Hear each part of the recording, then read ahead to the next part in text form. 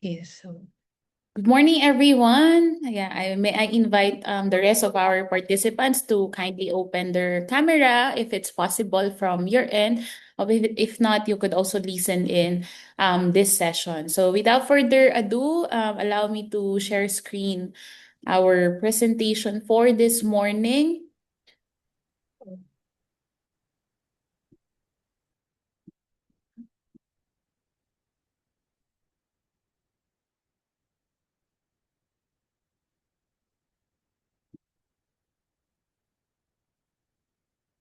Okay. So without further ado, allow me to introduce myself as well. I am Casey Ann Cruz, and I will be I'm the current communications manager of SHAPEC, or Strengthening Human Rights and Peace Education and Research in Southeast Asia. And this is the third Critical Horizons webinar that we are hosting for this phase two of our program, and the very first one for this year, 2026, entitled Understanding Southeast Asia's Rapidly Expanding Digital Landscape, where human rights in an increasingly connected age would be discussed, and more of a deeper dig down on the topics related to digital and media use in the region. And I'm very happy to be joined by our esteemed speakers and moderator. Before we proceed with our program, may I kindly call our executive director to give us our welcoming remarks for this session this morning. Yes, she was also my professor na in my MA for human rights. Let me introduce to you Dr. Bachararutay Buntinad. Ajan Jan, please. Thank you very much, Casey, and good morning to all from wherever you are.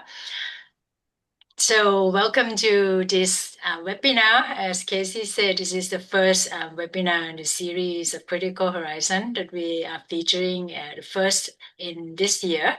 And the webinar will focus on why AI, digital technology, and media matters for human rights and peace in Southeast Asia. Because as JEPC has been working to support research in order to advance human rights and peace in the region, I think it is becoming widely agreed that AI and digital technology have increasing influence on different dimensions of our lives. And for those of us working to advance human rights and peace in the region, it is pertinent to understand and navigate this negative impact of AI and digital technology on peace and human rights, while at the same time, we want to also try to tap on this technology to support the work that we do, including documenting violations, amplifying marginalized voices, and also fostering accountability. But I'm afraid that, okay, there's a number of challenges that a negative impact that we have to navigate when it comes to AI and digital technologies and human rights. We see that across the region, digital technologies are increasingly used for surveillance, content moderation, and information control, and often without sufficient transparency or safeguards. AI-driven monitoring and platform regulation also deepened restrictions on freedom of expression, association, and peaceful assembly, which directly affect human rights and social trust. We also see the rapid spread of AI-generated content and algorithm-driven media ecosystems, which has intensified misinformation and disinformation in the region. So these dynamics can inflame social divisions, undermine democratic processes, and threaten peace, particularly in the politically sensitive or conflict-affected contexts. We see the gaps in access to digital skills, infrastructures, and AI literacy, which risk reinforcing existing inequalities across the countries, communities, and generations. So without inclusive digital policies, technological progress may also marginalize vulnerable groups rather than contributing to human security and peace. I mentioned already that in human rights community, we also try to tap on the use of AI to support our work, especially in documenting rights violations, amplifying marginalized voices, and fostering accountability. However, we also see that journalists, human rights defenders, scholars, practitioners, and digital activists face growing online harassment, legal threats, and technological repression, which weakened peace building efforts. So it is crucial now that CHIPC also supports and facilitates this dialogue and conversation, sharing of knowledge and experience to help us navigate the future, especially at the regional level, where now we know that with ASEAN chairmanship this year is Philippines. The theme of the ASEAN chairmanship is navigating the future. And so we see that ASEAN faces a shared responsibility to shape AI and digital governance frameworks that will prioritize human rights, ethical standards, and regional peace. So cross-border cooperation, youth engagement, and rights-based digital governance are essential to ensuring technology to ensure that technology serves as a tool for peace rather than control. So to open this webinar, I'd like to thank the speakers and the moderators who are joining us today from different countries and organizations to share their perspectives and recommendations on how we can counter the challenges and develop a more accountable digital governance at national and especially at the regional level. So my thanks also go to our communication manager, Ms. Casey Ann Cruz, who has put together this webinar, which I hope to be constructive and engaging. So welcome once again, and I hope we have a constructive and fruitful discussion. Thank you very much. Thank you so much, Dr. Jan Buntinan. She was able to share some of the works that we also do in ShapeC. And I think the lineup of our speakers this morning is quite interesting as Indonesia, Philippines, and Thailand. If you would check once the regional ranking in terms of social media behavior, social media use, consumption of information online, these are the three countries that are on top. And so it would be great and important to learn from their different experiences and perspectives on how they navigate the digital space and the media platforms, different platforms, in pursuing for different frameworks and social justice aspect in the region. So without further ado, may I also introduce our moderator this morning. She was also I first met her in Bali during the Digital Communications Network convening for East Asia Hub in 2024, and I was very happy that she was able to join us this morning to moderate and facilitate the session. She's a PhD candidate in communication, co-founder of Media and Information Literacy or MIL Ally for ASEAN Network, also part of UNESCO MIL Alliance. Miss Melinda is a yeah, so she's promoting media and information literacy as a foundation for democratic participation and sustainable development in the region. So let us give her a round of applause, Miss Melinda T. Quinones. Thank you so much, Casey, and also thank you, Dr. Yan, for the warm welcome. It is my pleasure to serve as your moderator today. Thank you, Casey, for the invitation. So, our conversation sits at the intersection of three urgent realities in the region. Of course, there's the rise of AI and algorithm driven information ecosystems. There's increasing concerns over digital repression and control, and the growing need for inclusive, rights based digital governance, as what has been discussed by Dr. John a while ago. No? So, digital technologies are shaping not only how we communicate, but how power operates, who gets heard, who gets silenced, and how communities organized for justice and accountability. So, just a few quick reminders before we begin. This session is being recorded And please keep your microphones on mute. We have a Q&A after, so we can invite you to turn on your microphone if there's time. But in the course of our discussion, let me remind you that you may want to share your reflections and questions anytime in our chat box. We will have a dedicated Q&A section later in the program, so keep those thoughts coming. To our speakers, if you are able, we also invite you to reply directly to the Q&A space before we close the room. Okay? So, with all that, let us hear from our speakers who will bring perspectives from community technology, youth AI literacy, and digital governance research. So, let me introduce our first speaker. Okay, our first speaker is Mr. King Katoy, Development Lead for Cinemata CMS 2.0 and project lead at Engage Media in the Philippines. So King works at the intersection of technology, media, and social justice, supporting open source platforms for independent and community media across the Asia Pacific. So his work highlights how community-driven technologies can strengthen freedom of expression and civic participation while also navigating risks such as censorship and platform vulnerabilities.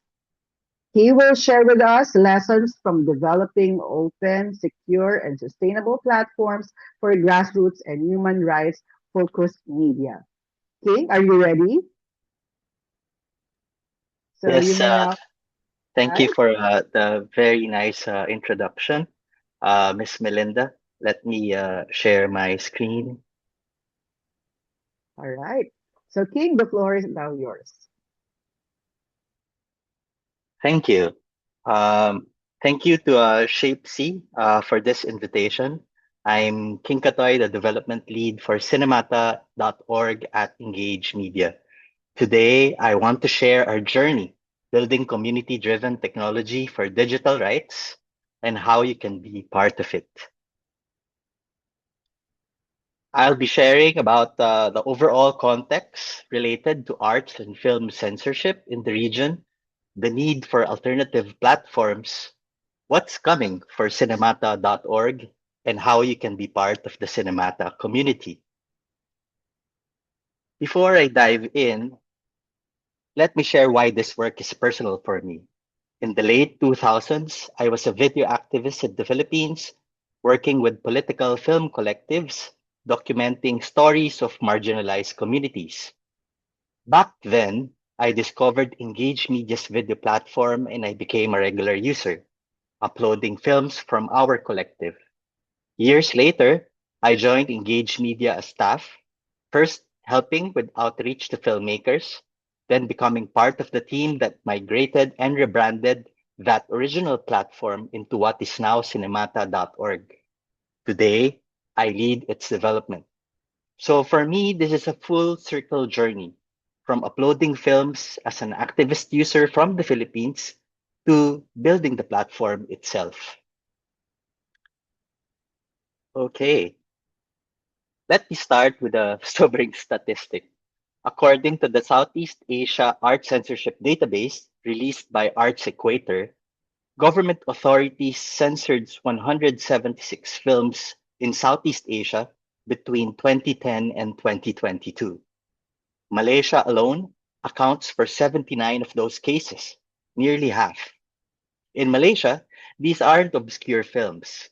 They address race, religion, democratic reforms, or what Malaysia calls the three R's. But I think here's what's often missed in digital rights conversations. State censorship is just one piece of the puzzle. Continuing with the research I just mentioned, they identified what they call challenge chains. Here's how they work. Well-resourced conservative networks use social media to monitor artistic expression. They launch coordinated campaigns which platforms' algorithms actually reward because outrage drives engagement. This creates apparent public demand for censorship, which states then respond to. Previously, it was the state But I guess with the popularity of social media platforms, there have been a bit of changes regarding this. Not to say that the government itself is not leading efforts related to censorship, but essentially, it's not just governments versus filmmakers. It's a symbiotic relationship between platform, states, and mobilized networks. This brings us to why big tech platforms fundamentally fail advocacy filmmakers. Algorithms are optimized for engagement, not impact. For example, a 30-minute documentary about land rights will never be able to compete with viral content. Social issue films get buried through obscurity or possibly, not even removal. These platforms are vulnerable to government pressure too. More often, they comply with takedown requests. And surveillance is real. Cinemata users are social issue filmmakers making films about police brutality and human rights violations. Using platforms that mine data is genuinely dangerous. And almost all the time, there's no contextualization for the social issue films when presented on social media. Complex issues get distorted without proper framing. Given all of these, there's really a need for an alternative. So let me try to introduce cinemata.org. Cinemata is a video platform specifically designed for social issue films across Asia Pacific. Unlike YouTube, we're completely ad free and don't sell user data. Unlike Vimeo, we're 100% free with no subscription tiers. We now host more than 6,800 videos or films from over 30 countries, covering climate change, as you have seen, conflict, gender and sexuality, human rights, etc. And we feature human curation over algorithms. Our community curators add context and ensure films are presented responsibly. Let me share a bit about our journey. Our journey spans nearly 2 decades. Engage Media has been building open source video platforms since 2006, starting with Plumi, as it served as a reliable home for activist and citizen videos across Australia to Southeast Asia, documenting indigenous rights, labor struggles, anti-WTO protests back then. But by the late to 2010s, the internet landscape shifted dramatically. YouTube and Facebook were promising massive reach, algorithmic discovery, instant engagement. Many activists whom we thought of that will find video platforms usable were understandably attracted by big tech's promise of visibility. We felt that challenges at Engage Media. In 2021, we launched cinemata.org, partnering with Media CMS or Media Content Management System to build something new. The name itself tells our story. Cine for motion picture and mata, which means eye in Filipino, Bahasa Indonesia, Bahasa Malayu, and echoes in Vietnamese and Thai. Cinemata, the eye of cinema, focused on Asia Pacific perspectives. We migrated Engage Media's archive of 3,000 videos and built an in-house Engage Media team to feature the best social issue content, not through algorithms, but through human judgment. By 2024, we realized we needed to go further. We needed enterprise grade security, features designed specifically for advocacy contexts. And most importantly, we needed to stop depending on a single external developer. So in July 2025, we launched Cinemata CMS 2.0, Cinemata Content Management System 2.0, built by a team of Southeast Asian developers from the Philippines, Indonesia, and Bangladesh. If we want technology that serves our communities need to build it. Um, Now, let me share the real world impact of Cinemata the past years. So in Malaysia, our partnership with Malaysia's Freedom Film Network started in 2021 with Pesta Tut, a regional online festival that brought together advocates from Malaysia, the Philippines, and Indonesia to showcase banned films addressing democratic reforms, religion, gender, and race. That collaboration proved that cross border solidarity through technology could create space for films that couldn't be shown through traditional channels. Since 2022, we've supported the Freedom Film Festival directly. So during the 2023 and 2024 festivals, Malaysian authorities conducted spot visits to screening venues during the festival. When they observed that films were being streamed from Cinemata's online platform rather than played from local files, they permitted the screenings to continue. Streaming from an international platform falls outside domestic enforcement jurisdiction. This technical circumvention enables public discourse on topics that would otherwise be impossible to screen. And beyond public events, Cinemata hosts numerous banned Malaysian films through private and password protected content used by advocacy groups for invitation only screenings with human rights defenders, educators, and community organizers.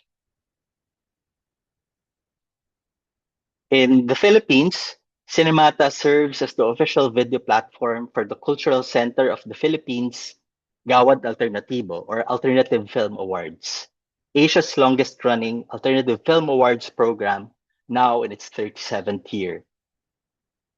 Winning entries and other relevant films get featured on our front page and promoted through our networks. Now, not all of these films are overtly activist, if it can be described that way. Many are personal stories, experimental works, or narratives that simply capture social realities.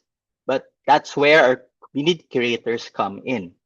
When we feature Gawad films on our social media and promotions, our curators sharpen the social issue lens. So, for example, a coming of age story becomes a reflection on educational inequality or even LGBTQ issues. A family drama reveals something about labor or labor migration, for example. The curatorial work adds context and connects these films to broader advocacy conversations.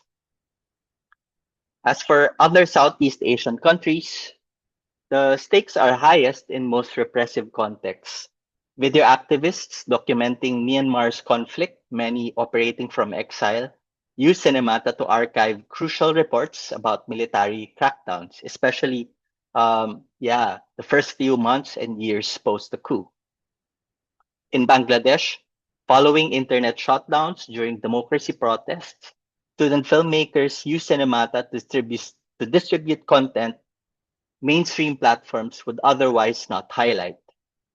In the Philippines and Thailand, community, yes, in the Philippines and Thailand, community media outlets use Cinemata as a platform to ensure important stories remain accessible despite pressure in local contexts. So for community media initiatives, it's mostly archiving.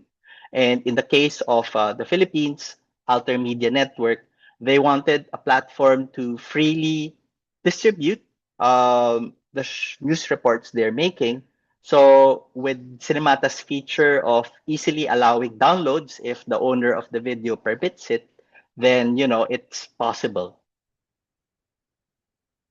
And how are we making this possible? So let me share a bit about the immediate tasks of the Cinemata team. What makes Cinemata different isn't just technology, it's approach. We run country community creators program with film programmers from the Philippines, Indonesia, Malaysia, and more soon, who review films, add contextual notes, and write informed descriptions. You would see our current call for community curators. So this was just released or published in our social media platforms yesterday. So if you want to be a Cinemata curator, do check that out. It is in cinemata.org under blog section and also in our social media channels. And with regards to how we do our work with curation, we prioritize impact over engagement metrics. We're trying our best to also organize community screenings of the programs made by our creators. Recently, we enhanced the playlist playback functionality of the site to encourage groups to screen curated programs.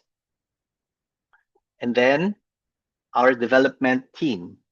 When we built Cinemata CMS 2.0, we made a deliberate choice. Invest in regional developer capacity rather than work from those in the global north. Our team includes developers from the Philippines, Indonesia, and Bangladesh, people who understand the region's infrastructure and share our digital rights values. We also completed a comprehensive security audit with the Open Technology Fund, and I'm happy to share that we've resolved all the issues. The public report will be out in a few days. Now, Cinemata is a community. Let me try to show how you can be part of the Cinemata community. Obviously, we encourage filmmakers and video creators to maximize the site. It is free, and we have a program called Trusted User Access where filmmakers and video creators who understand our editorial policy would be able to publish freely without the need for reviews from our curators. Um, but I think I would also like to focus on some of the sectors that could potentially be present in our room today. And I want to speak directly to academics. Cinemata can be a powerful teaching resource. Curated playlists can be organized by theme or country, or, for example, imagine a human rights course exploring films on enforced disappearances across the region, each with proper contextualization. Or, yeah, teachers can screen films in class without ads, um, assign student films for upload. Currently, we have a memorandum of understanding with Far Eastern University and the University of Dhaka. We are very open to exploring partnerships with film departments, journalism course, teachers, etc. And of course, more importantly, using Cinemata models the ethical technology choices we want students to make. For advocates and CSOs, Cinemata offers something commercial platforms can't guarantee. We won't remove your content under government pressure. We offer unlisted and password protected options for sensitive content. No data mining. And of course, for technologists, Cinemata CMS is fully open source. When we launched Cinemata CMS 2.0 last July, the code is publicly available on GitHub, and we very regularly update our GitHub space. So please check it out. I'm a bit in the tail end of my presentation.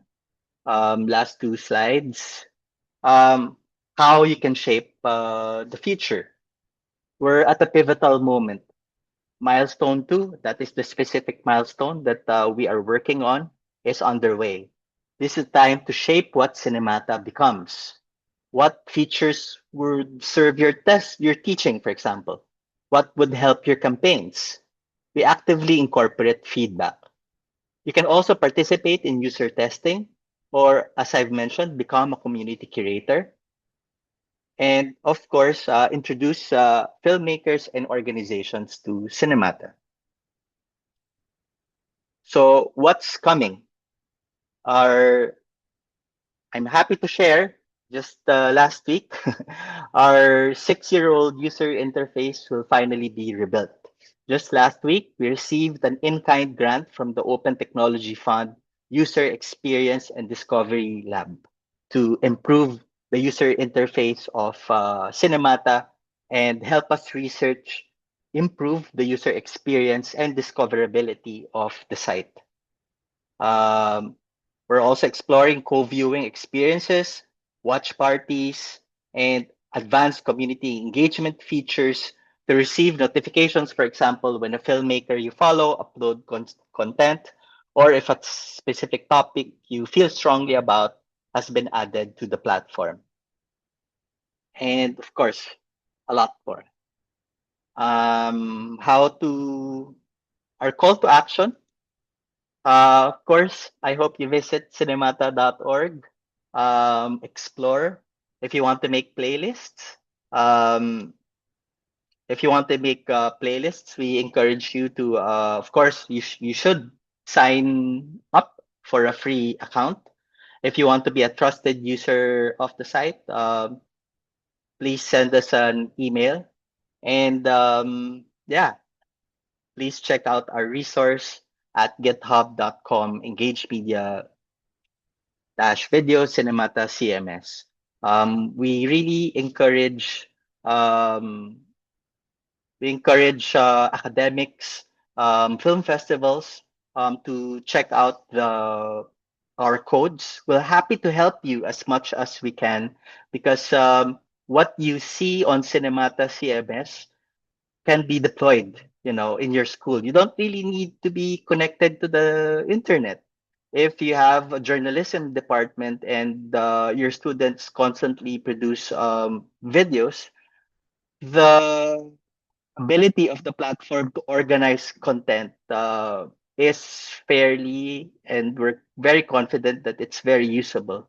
So imagine having your own video platform in your college so that teachers, students can constantly refer to previously made audiovisual materials, for example. We're trying our best to get external support so that we can pilot this kind of supports to CSOs, small colleges, especially in the regions, etc. Uh, yeah, of course, I'll be happy to answer questions later. And again, thank you for listening. Yeah. Thank you so much, King, for introducing us to your current endeavor and to Cinemata, and also for reaching out to communities by empowering them through film production. I hope that you can share your contact details in our Zoom chat box so that people can get to you. And I have just one question, King, and I hope you'll indulge me in this, okay? So you work with sensitive content that is sometimes banned, no? And Yes. you have discussed that in your presentation. How do you assess and manage risks for filmmakers, contributors, and even curators who may face legal or political repercussions in their own countries? How do you navigate that? Of course, immediately with uploads coming from signed up users or what we call Cinemata members, the default action of the site is, of course, curators need to review it first. If it's sensitive, then the curator in charge of that specific review immediately makes her or his evaluation. If it's something that needs to be discussed in Cinemata curatorial team meetings, then of course, obviously, we do that. And we reach out to the filmmaker too. There is a contact form on the site allowing all users, not just super administrators like me, to yeah, be able to engage with them. That is, of course, paramount, informing them of the potential risks in parallel at Engagepedia, since we are in the space with regards to working with controversial videos or controversial films, we were able to develop a risk assessment form. I'd be happy to share that resource later too, because it's only on PDF, it's a table, But it's only one page, but it asks the video producer or the filmmaker to answer those questions. And hopefully, by answering the questions, um, they'll be able to internalize and understand the risks involved with regards to their film. Yeah. Mm. Very interesting. Thank you for sharing that, King. There's a question here from our IHRDG 1286. Is it eligible to present here for the Ringhaya community? Rohit, Rohingya. yeah, Rohit. Yes. Yeah, yeah. I wish we have more content about the plight or yeah, the past experiences of the Rohingya minority communities, but I believe we have a couple of videos on that. And if you feel that film that you saw previously needs to be archived in a dedicated platform like Cinemata, will be just to send us the YouTube link, for example, or the email contact of the video producer or the filmmaker, and yeah, the team will reach out. The interesting thing with Cinemata is that since we're not really newsy, we don't need. It's good to have new videos, but imagine a small bookstore dedicated to a specific social issue theme. Makes it easier for netizens and young people, for example, to explore the content that is available in there. And yeah, our curatorial team would be happy to support the video producer, add context with the videos, because more often our experience tells us that many filmmakers, especially young ones, are not very professional in the sense that it's hard for them to make a log line. It's hard for them to make a synopsis. So our curatorial team typically helps them develop it, especially the ones that we are promoting on our social media channels. Because, of course, it's very important to put context. One thing immediate would be geographical context. Many young filmmakers indicate, their villages or their province, but since Cinemata has it's an international platform, it focuses on Asia Pacific, but not all viewers are familiar with geographies, specific contexts, etc. And our curatorial team helps on that. All right. Thank you for answering that, King. We have a message from Daniel. Let me just read that for you. Thanks for a great introduction. Being an environmental rights defender and YouTuber Thank you. for this kind of repository is sorely in need. He just signed up and explored the platform. Yeah. Miss Mel, if I may add, before we proceed with our next speaker, no, currently ShapeC has a research grants program. So there are researchers, independent researchers, emerging scholars, academics, master student, PhD. And as a matter of fact, some of our grantees are producing video, short films, based on their researches that were conducted. For example, the one in China, in Deep South Thailand, has been producing more on the aspect of business and Mm. environmental human rights. And I think Cinemata serves as a good platform as well. Because if I would see it, most especially on crucial researches that focusing on human rights and peace, we don't know how or where to post or which platform are we going to use to make sure that our videos or production rooted from these studies are safe, and at the same time there's a reliable platform that could also be accessible for other academics. And so the other side of it as well is uh, if there are even policymakers, no, who get more moved when they watch videos, when videos are presented to them aside from researches, and they get more convinced to support some issues in the ground. So I think, yeah, these are Yeah. the areas that we could explore more in the discussion later as well. Thank you, King. Thank you, Miss Mel. Hey, Cassie, thank you, King. Let me quickly run through the main takeaways I get from the King. from King's discussion. So King showed us how community-built technology can back digital rights. His journey from video activist to platform developer showed us how filmmakers in Southeast Asia deal with state censorship, platform suppression, surveillance, and of course being buried by algorithms. No? So Cinemata, the eye of cinema, offers a different model. It's ad-free, privacy focused, regionally built, and curated by real people. So I enjoin everyone to visit cinemata.org to watch films on social issues. It's a very interesting platform. You should check it out yourself.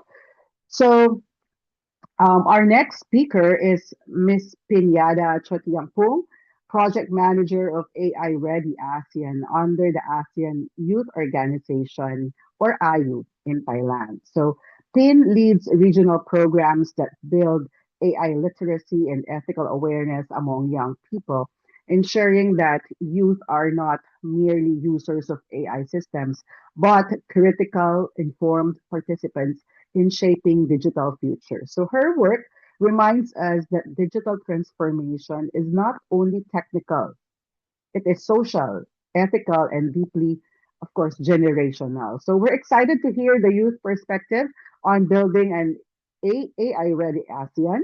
Over to you, Pin. Thank you so much, Miss Melinda, for the introductions. And let I'll me screen introduce my. share or you will screen share. Can you please help me screen sharing? I don't Okay, think my internet connection will be very accessed right now. no problem. And before I start the presentation, I'm so sorry about the background noise because my neighbor they're fixing their house right now, so you might heard some some voice, some damage, but it's fine. It's like yeah, they're just doing the construction. All right. So, while we're waiting for Miss Cassie sharing the screen, let me introduce myself again. Good morning, everyone, distinguished audience, Shape C, of course, and our fellow youth leader. I believe there's some youths or others, other people here in our discussion today. My name is Pin. You can call me Pin as my nickname or my full name, Pin Yadashutianpong. And thank you. I am the project manager at the ASEAN Youth Organizations and the program lead for AI Ready ASEAN under ASEAN Youth Organizations or AYO Thailand. And it's a pleasure for me to be here today to share a few reflections on AI readiness and ethics and also the role of youths that shaping the ASEAN future. Next, please. And yes, as you might see from my from my topic is all about the AI. So here we go. AI or artificial intelligence and increasingly shape every aspect in our life from how we learn to how we work and even how we understand the world. And yes, ASEANs face an urgent questions. Are our people ready for this transformation? Because AI is no longer a distant or abstract technology already, and it's already in for an education system, labor market, public service, and information flow across our religions. And for ASEAN, a region that young, dynamic, and diverse, AI present both opportunity and also a risk. And if we prepare our people well, AI can help reduce inequalities, of course, expand opportunities, and drive inclusive goal. But if we fail to prepare, AI may deepen existing gap between urban and rural communities, between those who can access and those without, and between those who understand technologies and those who are simply affected by it. So recognizing this challenge, next please. Yeah, through recognizing this challenge, the ASEAN Foundation, with the support of Google.org, launched the AI Ready ASEAN initiative. The goal is to ambitious but necessarily to equip 5.5 million people across ASEAN by 2026 with the foundational AI skill. So this initiative, it's not about making everyone programmer or data scientist, but it's all about AI literacy, helping people understand what AI is and how it's work, where it's to be used, and how it's affect their right opportunities and also a daily life. And yes, next please. As an AYO or ASEAN Youth Organization, we are honored to serve as a local implementing partner for AI Ready ASEAN in Thailand and the Philippines. Next, please. Yes, so as a youth lead organization, we are focused on turning regional communities into a local actions. Our work is to bridge a policy, education, community engagement, and ensuring that AI literacy can reach the students, educators, youth leaders, and underserved communities. So to clarify, AYO is not only focused on the youth, but we trying to put an input of foundational AI skill to other category of our target as well. As I mentioned, the educators, youth leaders, and other underserved communities like our parents or people in the rural areas. Next, please. And in the practice, our approach is to focus on both scale and sustainability. We turn educators and youth leaders as a master trainer who can continue delivering the AI educate in their own communities. We use accessible platforms such as code.org while localizing the content to fit ASEAN culture, languages, and context. And we complement the technical learning with the youth campaign, workshop, and a dialogue that connect to AI into the real social issue. This is no doubt, but our social media platform have 100,000 followers in our Instagram and Facebook. So we believe that we can be the middle platform that can share this AI literacy to the youth as well. Next, please. Yes, but AI readiness is not only about the skill, but it's also about the value. So this brings me to the critical questions. How can AI be designed and governed in a way that protects human dignity, right, and inclusion rather than deepen inequality or surveillance? Yes, AI systems are shaped by the data we collect and the assumption we make, the policy set, but without the ethical safeguard. AI can also reinforce the biases, compromise privacy, and marginalize variable people. In the region diverse as ASEAN, human-centered AI means ensuring that technology respect culture difference, protect fundamental rights, and serve people, not in other way around. Next, please. And yes, another important question, how can AI contribute to the peace and social coherence in ASEAN? Because across of the region, we see the rising challenge related to misinformation, political polarizations, and social tensions, including the context of conflicts, border dispute, and elections. So AI can worsen this problem through the deepfake algorithm driving echo chamber and also rapid spread in false information. But AI can also be a part of the solution, supporting fact-checking, early warning system, and platform that encourage constructive dialogue. And again, the different line to governments, literacy, and responsible youth. Next, please. And to lead this idea of share the responsibility. Next slide, please.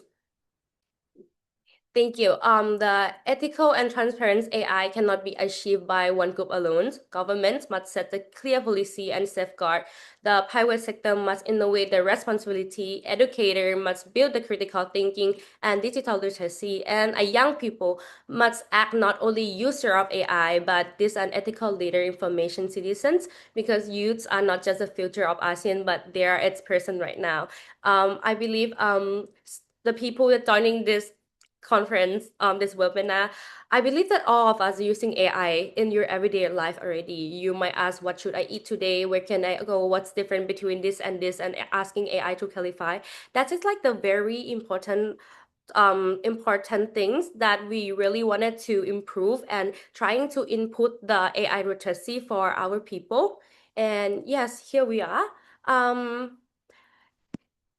Okay, this one. So as we know, ASEAN is one of the youngest region in the world. If we want AI to strengthen our value, awareness, opportunities to the participate in decision making, preparing the youth for AI, it's not only about the employability, but it's also about the empowerment, agency, and the kind of society that we build. So if you can see the picture on the presentation, I would like to share like a few because I just finished one of the trip from northern of Thailand. We went to the northern of Thailand in Chiang Mai, Chiang Rai, and Mae Sot and other cities. We trying to conduct an event, a workshop, and everything that we can do to input the knowledge and AI literacy and the logics, how to use AI, how to conduct the AI to the student, to the youth, and also the educators as well.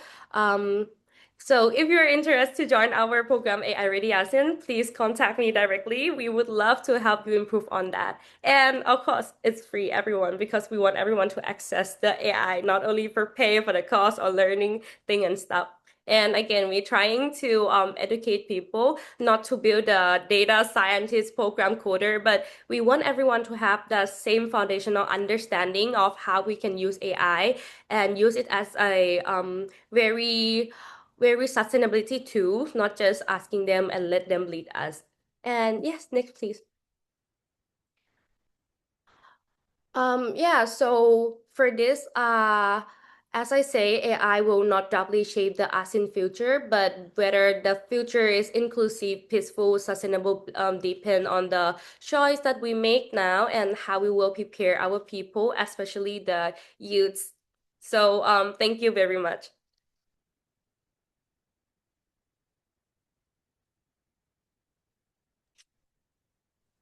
Thank you so much, yeah, Miss Mel. Thank you, Pian.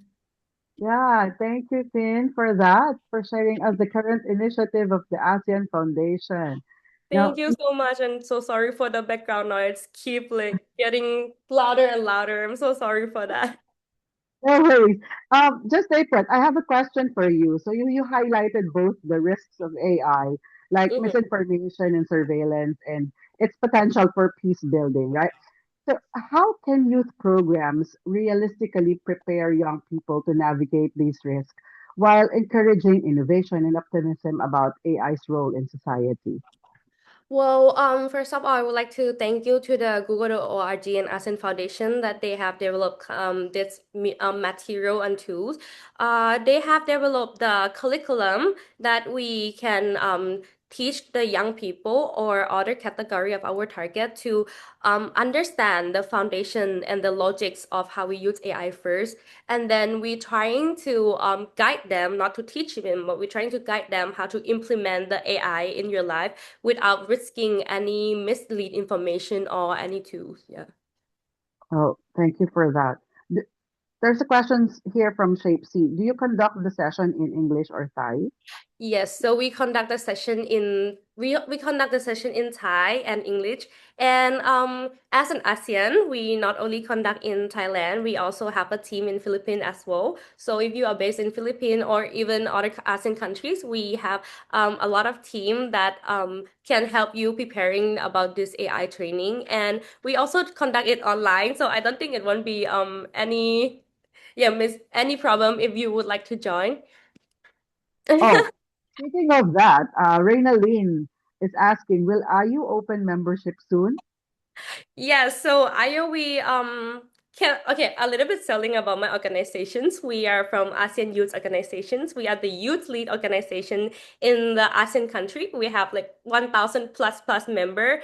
That's is the youth. The youth in ASEAN is 18 to 33. We working with the youths, with the communities, and we working everything that related to the education access for the youth and opportunity. So right now we currently open for the memberships in our website. I can send to Miss Cassie, and Miss Cassie, please also share the link to them so they can also register and become one of our AYO members.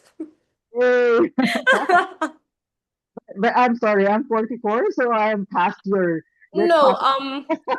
you're 44, it's fine. You still the youth in your heart. We have a lot of program, not only work for the youths, but our working people, it's our young people. That's why we kind of only we only accept the youths that working, but we also have consultant, we also have the advisor that we would love people with the knowledge, with the experience to guide us because again, we are the youths. We're not the one who know the most. We're not the one who have a lot of access to the education, right? So if you would love to be one of our advisors, Oh, gladly. okay. We'll get your contact details and contact you in a little while. Yeah, Thank you there so are a much. lot of interested participants here. Shape, would you be willing to share the link here so they can access the website? Oh, uh, It will Daniel, be don't sad. worry. You It can will be sad. part of the advisory group, okay? So I'm being 35 plus since I'm not longer eligible. You're the youth in your heart. And you could be part of advisory group. Okay. So with that, allow me to summarize the key points you have discussed. No? Pin reminded us that AI readiness in ASEAN is also an inclusion issue. It's not just a digital issue, right? So as AI reshapes education, work, and governance, there are gaps. No? There are gaps in access and skills that could widen the already existing divides that we have. So AI ready ASEAN tackles this through youth-led community programs that teach how to use AI.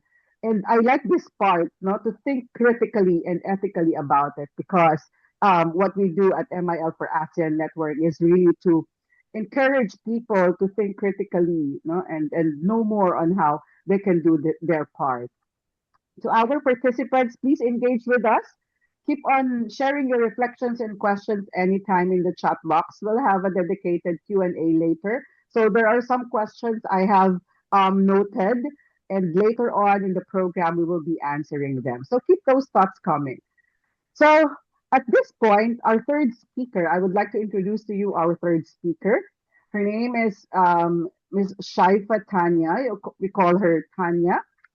She is the executive secretary of the Center for Digital Society at Universitas Gadjah Mada in Indonesia.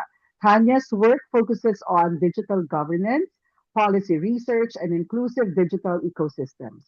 She brings insights on how research institutions help shape responsible policy frameworks and the challenges of translating evidence into real world governance and public engagement. Over to you, Tanya. Thank you, Miss Melinda. Hello, good morning, everyone. It is an honor to be here with the Shape C. Thank you for the opportunity. And of course, with all of you, such a distinguished regional audience. My name is Tania. Today, I am representing the Center for Digital Society, Universitas Gadjah Mada, and I am also the lecturer in the Department of Communication Science, Universitas Gadjah Mada, Indonesia. And today, I would like to discuss about digital platform, power, and also content governance. As we look forward, we see that ASEAN community at the moment, we often hear about the seamless connectivity or maybe the hyper growth, but actually as a researchers and also the public advocates, we must ask this critical question. If we talk about growth, growth for whom and what cost to our civic space? So this presentation that I am presenting today focuses on the intersection of platform power and the governance of content as well. And based on our works at the Universitas Gadjah Mada, we aim to provide a critical lens on how these digital giants and also state frameworks, especially in Indonesia, interact to shape our digital narratives. Okay, maybe we can move forward to the next slide. Thank you.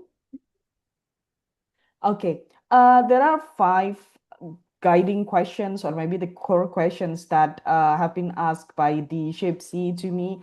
And we have structured our inquiry around these five core questions.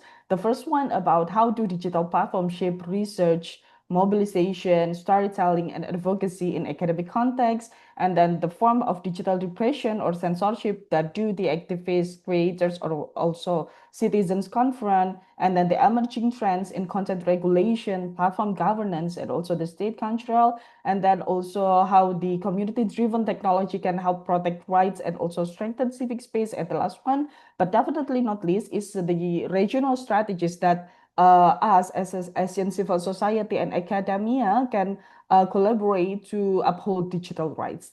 Next, please. Thank you. Okay, I begin my presentation by offering the landscape of the ASEAN community at the moment with the vision of ASEAN 2045 aims as a highly integrated digital community via the Digital Economy Framework Agreement that we already have, aiming for highly integrated regional market by 2045. On the other hand, we are currently navigating a tech winter in Indonesia, not only in Indonesia, I guess, but also in several countries that I know. Startup funding created from 10.9 billion, if I'm not mistaken, to a mere around 800 million in 2024. And this economic slowdown is critical because it often drives government toward over-regulation. In Indonesia, there is a regulation called MOCI 5 2020, or the Minister of Communication and information in Indonesia that are often marketed as a security measures, but they frequently threaten both the economic resilience at one point and the fundamental digital rights of the citizen at another point. So they are having this tension that bringing up the between the impact toward the tech sector and also the civil society as well. Next, please. Okay, maybe we can go next. Okay, right. So let's look at how this platform shape our own context as a scholars. This is based on our research in the Center for Digital Society related to the use of ChatGPT among social humanities students. So this one is very related to Miss Pinyada mentioned about the ASEAN Ready community or maybe AI ASEAN Ready. We conduct the research related to the social humanities students on their use of ChatGPT. We find that usually technology is considered as a technological determinism in which using ChatGPT as a case study, our research challenged this concept, the technological determinism, the idea that technology forces us to act in a certain way, but instead we see that student agency is actually the primary driver of how AI is integrated during their learning journey. And we identified a clear typology of engagement from our student. The first one is the adoptionist, those who use AI as a discussion companion to boost efficiency, basically use it for their assistant. And then also the pragmatists, those who use it for strictly for technical assistance only and also structuring. And the last one is the conventionalists, those who reject it on the principle to protect their own creative integrity, or maybe they also showing that their user remain the central actor, not the algorithm or the technology itself. Next, please.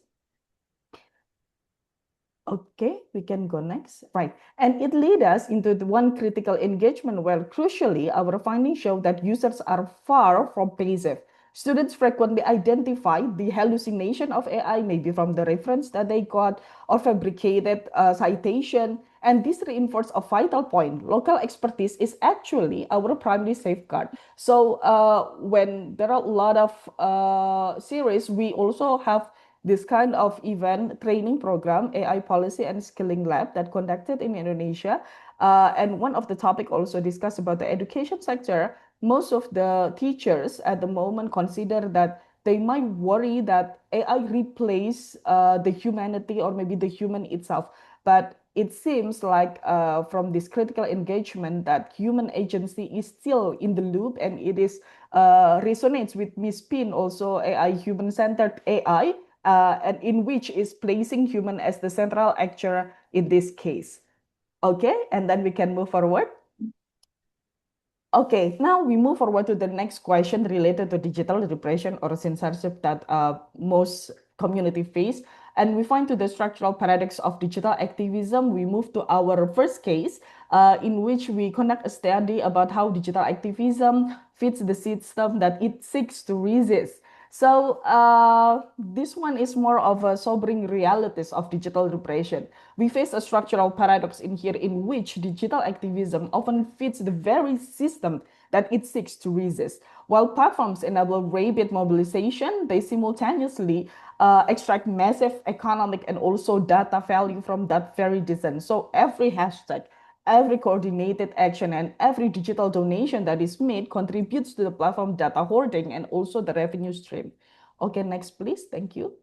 I will show you the example. So in 2025, in Indonesia, there was a case, a big demonstration happened, and it also led to, as you can see on the left side, an ojol driver. Ojol is actually ride-hailing, on-demand ride-hailing driver. Drivers fatally struck by Brimob, our police vehicle, after falling to retrieve phone, and it leads to a massive wave of demonstration as well. So we consider the tragic incident that happened in August 2025, where a delivery driver he was fatally struck during a protest, and the reaction was a wave of digital solidarity, not only from Indonesia but also from another Southeast Asian countries, and for example Singapore, Malaysia, Thailand as well, and even from Taiwan. And it emerged a hashtag siblings, Southeast Asia blinks, like siblings, and citizen brought meals via on-demand apps specifically for driver as a gesture of support.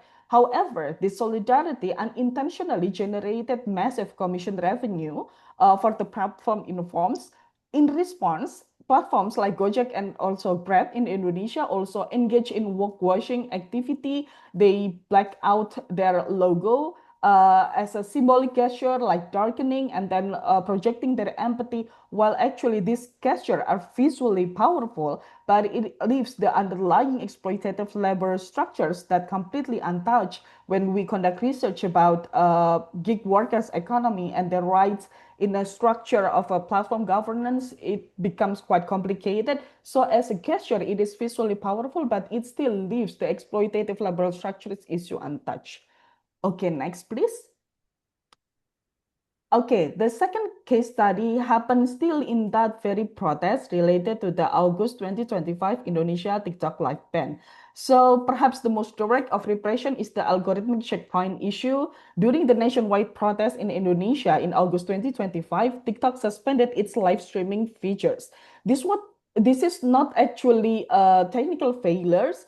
The TikTok says that it is their internal initiative to to avoid any kind of misinformation and also disinformation, but it was a preemptive restriction actually to minimize political risk and align with state preference. By switching off live documentation, platform removed the most vital tool for witnessing the abuse or maybe the harms that might happen.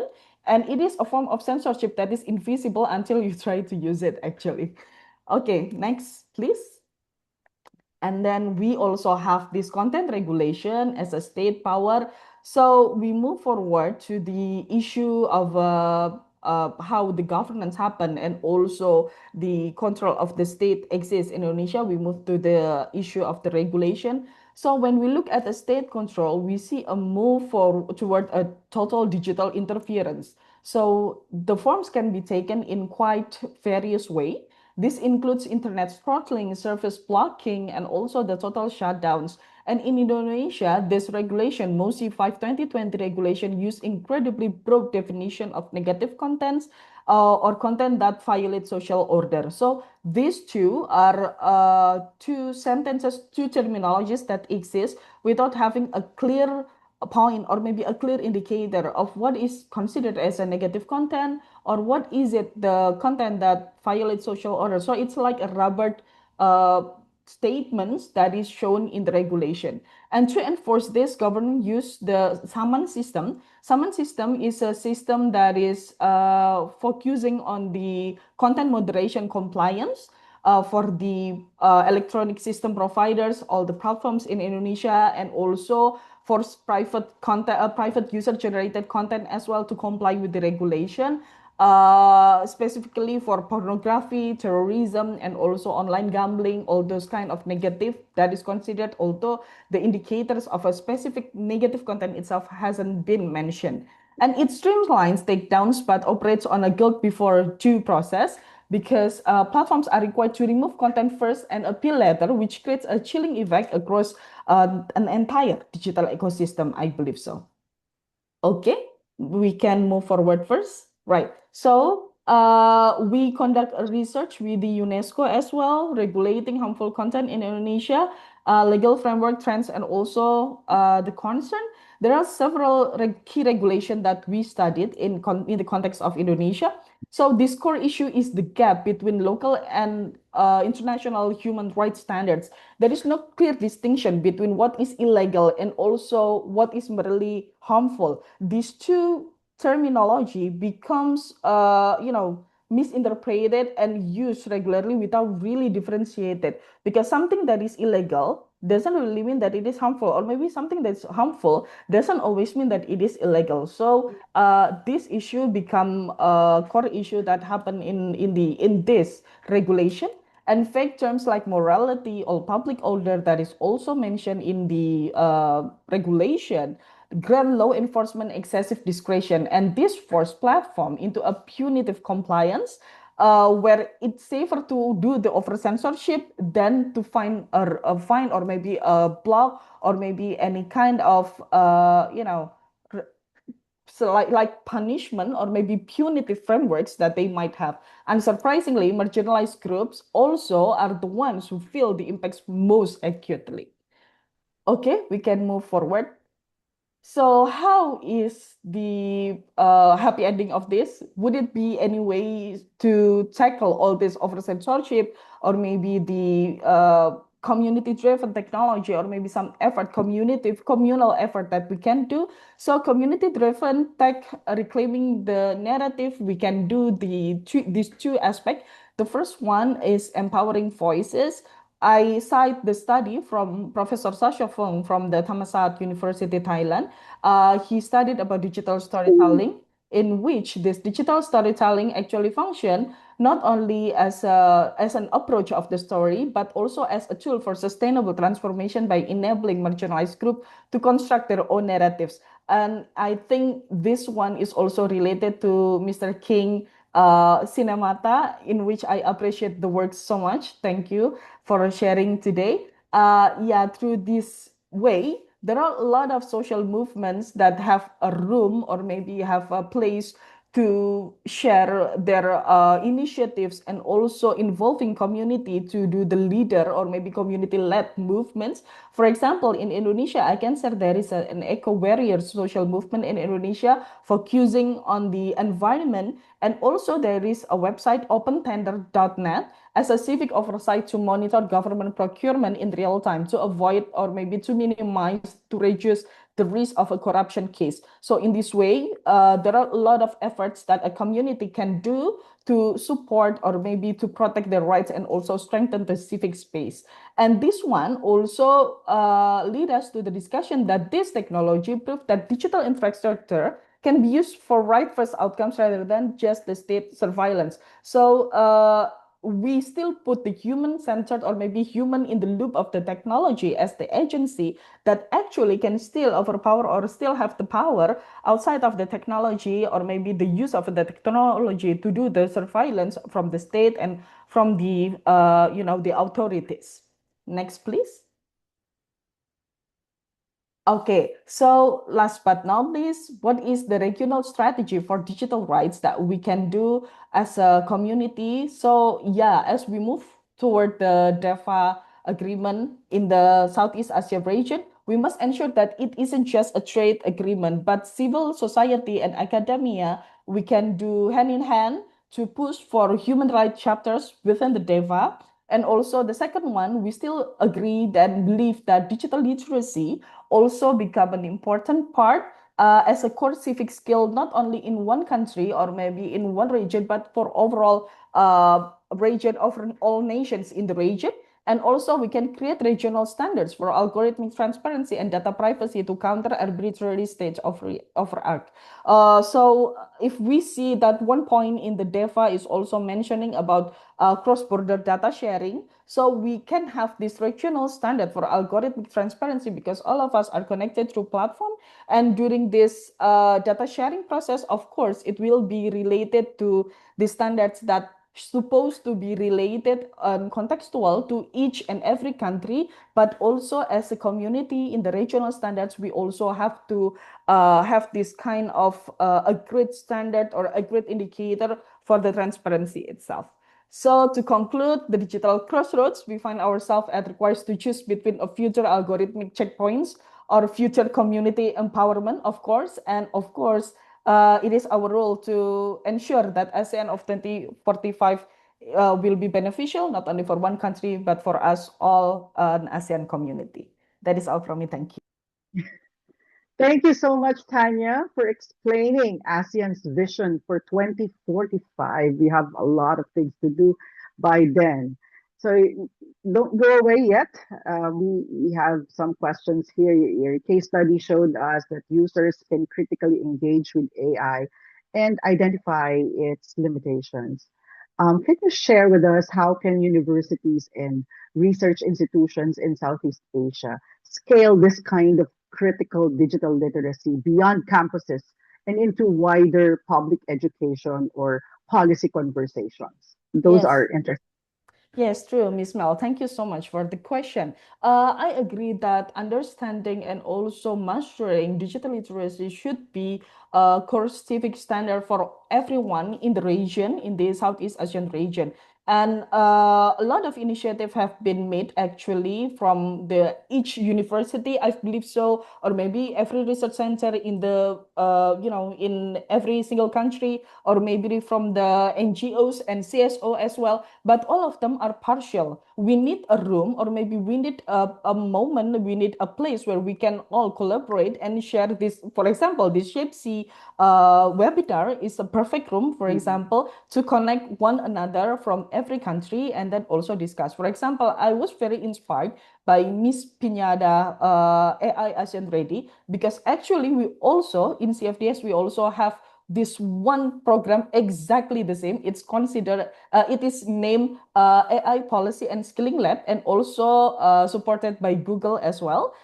We did it in Indonesia, and we got recognized by the United Nations for the WSIS prize. So it is quite similar. I mean, like this kind of initiative happened in Thailand and Philippines, as Miss Piniada mentioned, and also in Indonesia. But maybe this kind of initiative also exists and happen in another country as well, maybe in the Philippines, Malaysia, Singapore, etc. I think this kind of room of or on finding or maybe meeting many stakeholder or multiple stakeholder in this room will be a perfect way to find the cross-cutting issue, the intersection, and also a initiating collaborative frameworks or maybe collaborative initiatives that we can do together. Maybe we can creating this kind of regional module that is contextual or maybe applicable, and then it is shared or maybe trained by each of the institution in each country with the contextualization for each context and the region. Mm. Thank you so much for answering that question, Tanya. It's really interesting to see how different organizations are working together to ensure that every one of us is engaged in this kind of discussion. But I think the government really should step up and try to do some initiatives for policy conversations to start off so that it's more and more people can be reached because as you have mentioned, no, we have limited in terms of resources, we have limited resources and we cannot reach all True. people together, right? Yeah, right, um correct. we have another question here from Shapesy, and they're asking if in DEFA, does cross-border info sharing include private entities, or is it only between states? Yeah, in DEFA that I know of, I haven't really delved into the agreement that much, but as I know, it is actually agreement between states, but everything that a states agreed, there will be impacting on the private entities as well. And this kind of issue related to the state agreement, the one point that I also noted and also will be related to the digital private entities or maybe digital platform entities. Of course, it will lead to several issues. For example, about the cross-border data sharing, and then cross-border payment system as well. So in order to do that, private entities should be the enabler of them. So, although the issue related to the states or maybe agreement among states, but the private entities, of course, they will be the enabler, they will be the part of the DEFA or maybe impacted by the DEFA as well. Mhm. Thank you for that. One last from me, can you share some strategies so that we can move from viral moments to sustain social movements because you've been discussing about the social movements with this platform. So, is there a way we can have some tips from you on how we can move our engagement from viral to sustained one? Yeah, true. Moving or maybe shifting from the virality to the sustainability will be something that is uh, conducted. For example, I can maybe use the example of this eco warrior movement in Indonesia.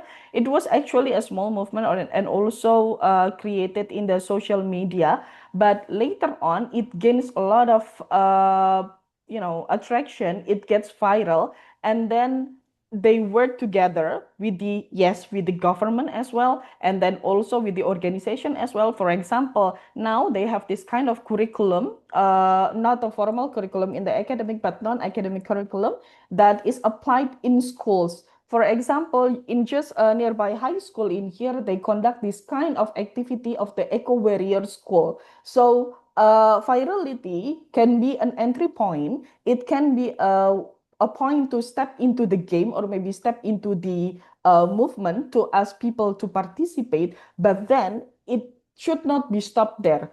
When it comes to the virality, they have to be able to work collaboratively with many entities, for example, the government or maybe the education or academia, and then the higher education, CSO, etc., to create the further or maybe the extension of the program. For example, as I say, in the Eco Warriors, it used to be a social media movement and social media base, but it is extended into the real life action by working with the school, with the Ministry of the Education to complete this kind of non-academic program that can be adopted in the high school, in the elementary school, to do the environmental justice and environmental initiative as well that can be participated by every person, students, and also teachers in all schools in Indonesia. Mm, I like that. I like it when you mention that virality is just the entry point. So in the end, we should collaborate with more organizations. So we have to put that online activity to in person, really, to sustain the movement. Thank you for clarifying that, Tanya. You showed us that digital platforms are not neutral. No? They shape who gets seen, heard, and empowered. Even in academic spaces, people make active choices about how they use AI. It proves that human judgment still counts. But you have showed us that there's a real paradox. Platforms help movements grow while also extracting data. That's the scariest part, right? Extracting data and sometimes tightening control alongside the state. So thank you to all of our speakers for those rich and thought-provoking inputs from King to Pin to Tanya. So allow me to remind everyone here with us today that certificates will be issued to those who will complete the webinar. So don't go away yet. Please join me as I open our panel discussion. So I'll be drawing connections across the perspectives of our speakers. And I will address my first question to all our speakers, starting with King, then Pin, and finally to Tanya. So please open your camera so our participants can see you all. Okay, as the shape C will pin all of us in one frame. Okay, so this is a question for all. Starting with King, Pin, and Tanya. Okay, digital platforms have become essential spaces for advocacy and participation, but it is also a site of surveillance and control. From your experience, how do communities balance visibility and safety in today's digital environment? King, you go Yeah. first. Yes. Um, I think um, I think in our experience, there would be I would describe a good minority of people, advocates who deeply understand security and privacy concerns. But then again, there's a majority of people who have just gotten used to the idea of sharing everything. And in many ways, big tech platforms reward this kind of behavior. And it is rewarded by, of course, likes, engagements, comments, etc. That there would we are now at this point in time where there's a majority of people who are deeply concerned, but there are people who are just really into it, to describe it simply. So I think as digital rights advocates, as human rights advocates, It is our duty to constantly remind our our collaborators, our intended audience, to be aware of the their online behavior in social media platforms. Us at Engage, us at Cinemata specifically, we have the privilege of being reviewed by professional security auditors through the support of the Open Technology Fund, and definitely even from a project management level, given the very professional support that we received the past months, it allowed us to reflect, and it also allowed us to make significant changes, because in the case of Cinemata, security and privacy are our topmost concerns. And if we were not given the security audit and our current funding opportunity coming from the Swedish International Development Agency, we wouldn't be able to fix those security and privacy issues. But again, it's really important to share as much as possible, inform our advocates about the importance of privacy specifically and security online. Right, King. I'd like that you mentioned about incentivizing this kind of behavior that proliferates, right? It even proliferates the misinformation and disinformation and using these digital platforms because they get, monetized in the end. Okay, Pin, any thoughts? Yes, thank you, Mr. King, because my answer would be similar to him. It's like very similar ideas because of course, but I would like to add on more things. As we all know that AI it's like a part of our life already. We cannot avoid from it. Some people might not like AI at all, but in fact, it's that we cannot avoid from AI. AI is already in a part of our life, our organization, our working style. So I think it's important, very important to we do the advocacy since the beginning.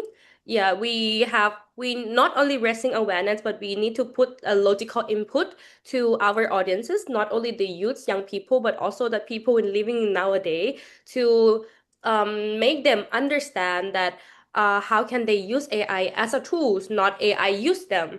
This is the very important point that I believe not only AYO, not only my organization or your organization are trying to put this one. So yes, after I listened to all panelists' presentations, I think another thing is that the collaboration would be like very great. Like this webinar, it's make us know a lot of point. Not only for example, not only from my side that I just focus on advocate the fundamental AI, but from Mr. King's side, from Miss CFA side, we have so many sorry, we have so many good part on advocacy that we wanted to add an input. So thank you, Shape C, that bring us together. And I believe if we have kind of like this future collaboration workshop, webinar, or event, I think we can add a lot of input from our side, organization side perspective, and then create like one wearable event to the audience that listen to us today.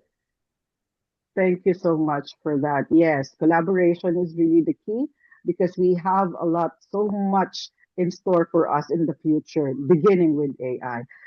Tanya, any thoughts? Yeah, right. Thank you, Miss Melinda. And I agree with Mr. King and also Miss Pin statement as well. And maybe I'm just going to add a bit on this that the first of all, when we talk about how to balance this kind of safety in the digital environment that we have at the moment, one thing that we must acknowledge is that the digital divide is a real issue. Of course, we would like to ensure that all ASEAN communities they all have this kind of ability to maintain the balance of the safety while accessing the digital environment or maybe digital platform. However, the digital divide becomes something that is undeniably important to be noticed. So in order to do that, understanding the security and privacy concern would be the main and also the most essential tools.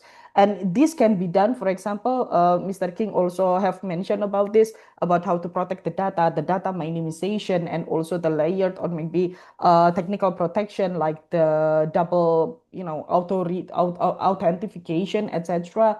And maybe what I can share in our initiative in the Center for Digital Society and also in the Universitas Gajah Mada in general, actually, we have this kind of community service in which we required all undergraduate students to live in with the society all across Indonesia for 2 months for their community service, and they are supporting the life of the people in the rural area. They are sharing all the knowledge, including one of that is about the digital literacy skill. And our center, we conduct this kind of an online event that is participated by all members or all students, and we make this kind of kit. It becomes the standards. It becomes the, we give them one pack full of pack consisting of the curriculum, the materials, and also the shareable materials as well, so that it can be spread all across Indonesia. This way, although the digital divide is real, but we try to at least put them in the one condition, or maybe in the one standardized system, or maybe in one standardized materials for the minimum base of knowledge of the digital literacy. So that is what I thought about the question.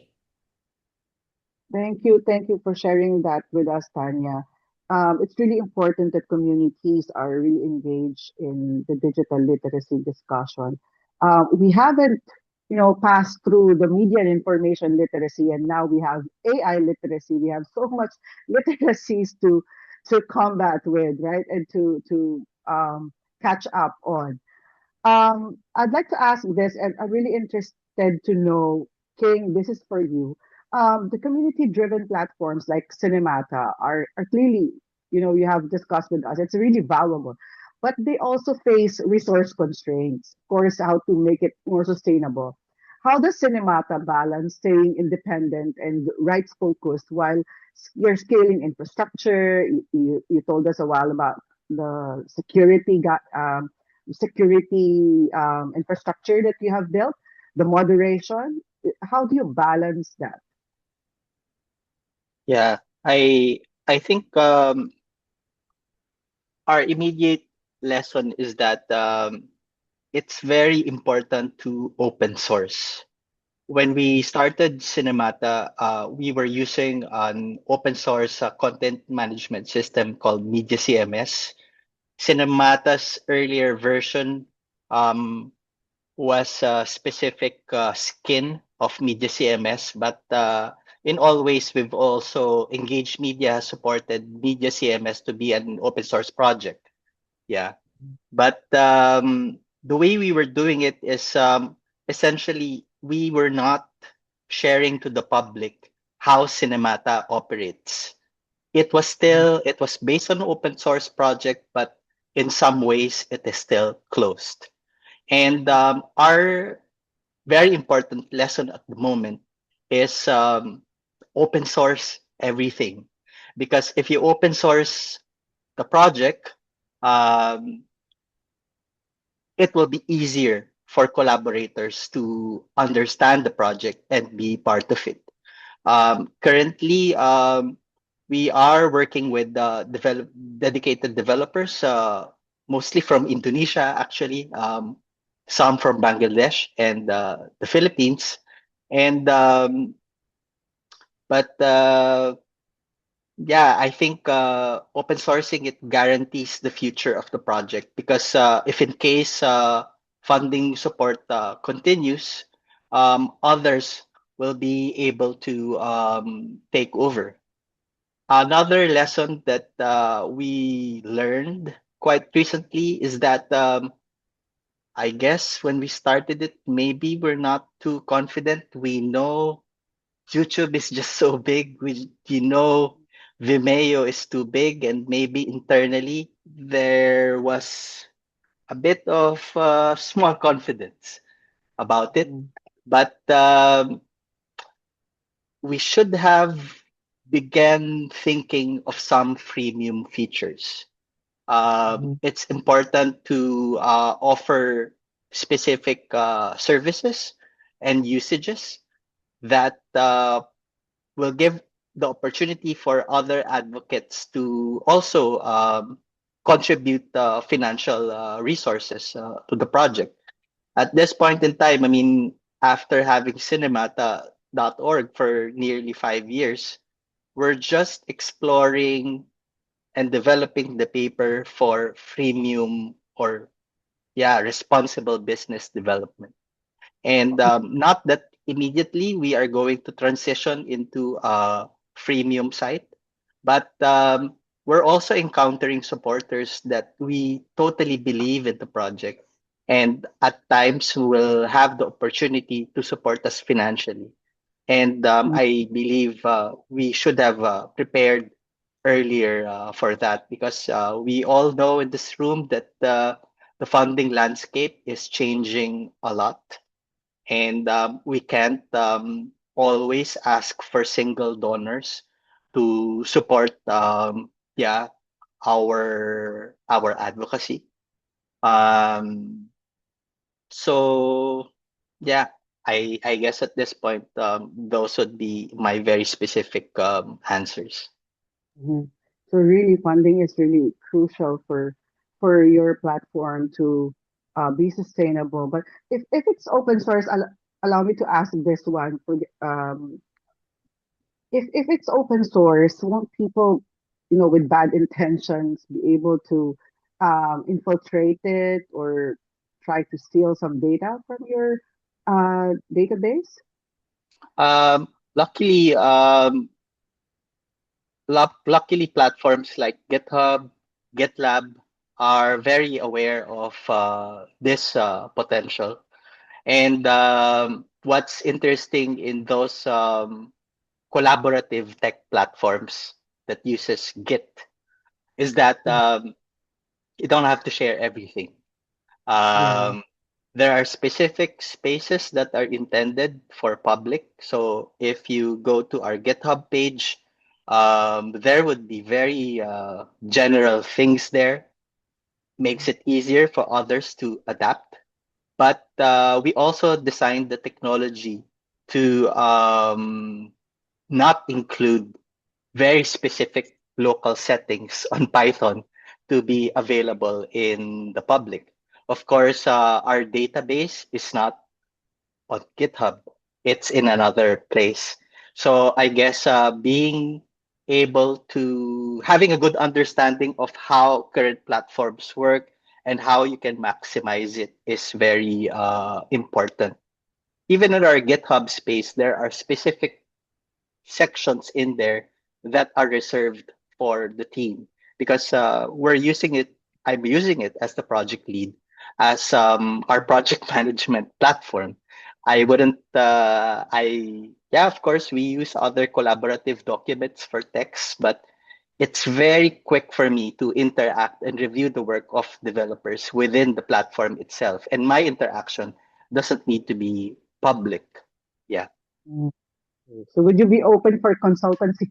So in case our members here or the participants would be interested to get you and your expertise?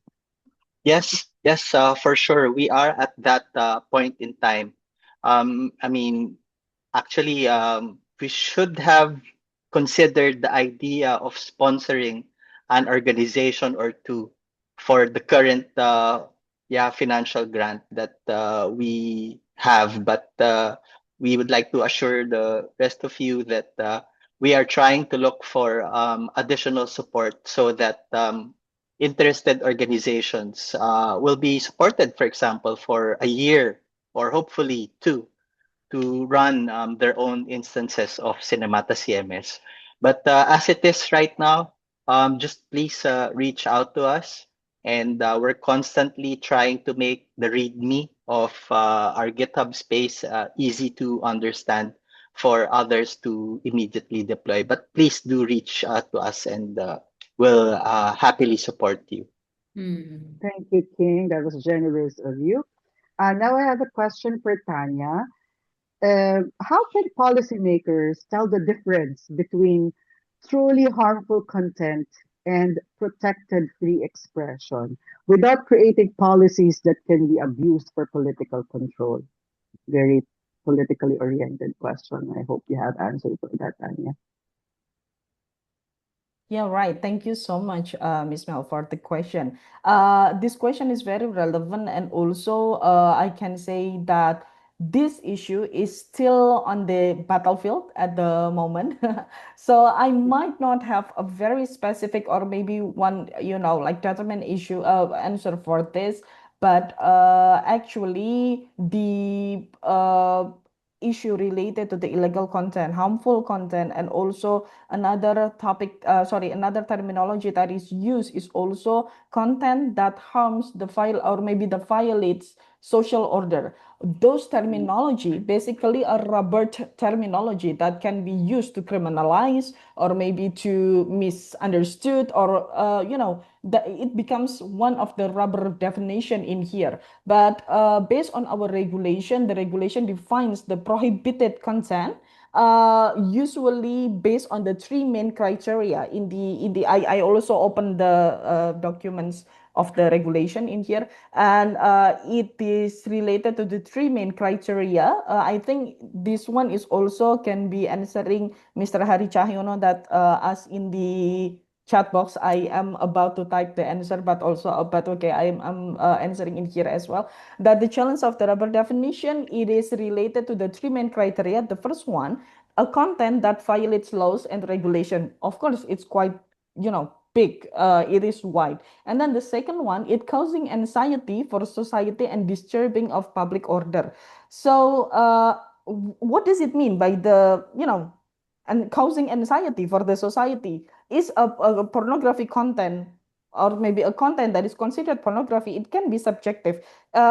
Is it false into pornography or not? Or maybe is it going to violate or disturb the public order or not? And then the third one will be providing access to prohibited content. So disturbing public order is not strictly defined. We still don't have any kind of indicator on telling or maybe to indicate to uh, identify whether this kind of content is disturbing or not. And it can be interpreted to include content that causes personal offense or political discomfort for one political elite, for example. But in the other hand, it is the voices of the people. Just because it disturbs personal political person, for example, it can be caused as a disturbing public order. Is that correct? So we put on this issue, or maybe we find this issue or maybe this kind of content as a rubber definition, and it is necessary to also discuss about what kind of the exact indicator, because yeah, again, this one is quite malleable, and we don't see any clear indicators that indicating the meaning of it yet. Yeah, true. I understand that. Yeah. See, no indicator. It's very subjective. Content Mhm. that violates social order. How would you um, quantify or qualify that? No? Yeah, true. Thank you, Maybe, Tan. yeah, maybe a bit of this, like maybe I would like to just address a bit of this. In this way, there is a gray area of criticism as well, and the ministry and then established the system called SAMAN, content moderation compliance system, basically. And this system provides a procedural room that actually didn't exist in the Mochi 5 2020, because this one is like a decree or amended decree on that. And it moves away the punitive framework that first they put this kind of blocking, and it moves away from immediate blocking toward a tiered system of warning and administrative fines. So they will got warning, and then they got administrative fines, and if they are not taking down the content, then they will do like termination of the platform operations. So it's like a tied system in here, but I personally think that it is still not finishing the problem. In the earlier decree, they have to block the platform, and then they put the tier system, but it's still not finishing up, or maybe it's not settling the main issue related to the indicators of what Mm, is the, disturbing content itself. yeah, true. All right. Thank you, Tanya, for explaining that. Next question goes to Finn. AI Ready ASEAN focuses on foundational AI literacy and ethical awareness. How do you see your participants progressing from basic understanding to actually influencing AI design, policy, or innovation in their own countries? Well, to be clarified, my participants, the youngest participant is 5 years old kids, and the Oh, oldest participant is like 60 years old, professor in the university. So we can I can see clearly like the difference part how they implement the AI class that we did. So to start with the youngest participant, they they know how to use AI on their own. Like this Gen's Alpha, they know how to use AI, they know how to text AI, but they can add more input. So now, right after they receive the training, now they have an understanding more that not they cannot just texting AI and AI will answer everything, but they need to have a critical thinking on that. And moving to the older participant, as I say, could you please could you please repeat the question again? I'm so sorry. oh, my question is that how do you see your participants, those trainees, progressing from just basic understanding on how to use AI and all that to actually influencing AI design or policy or innovation in their own countries?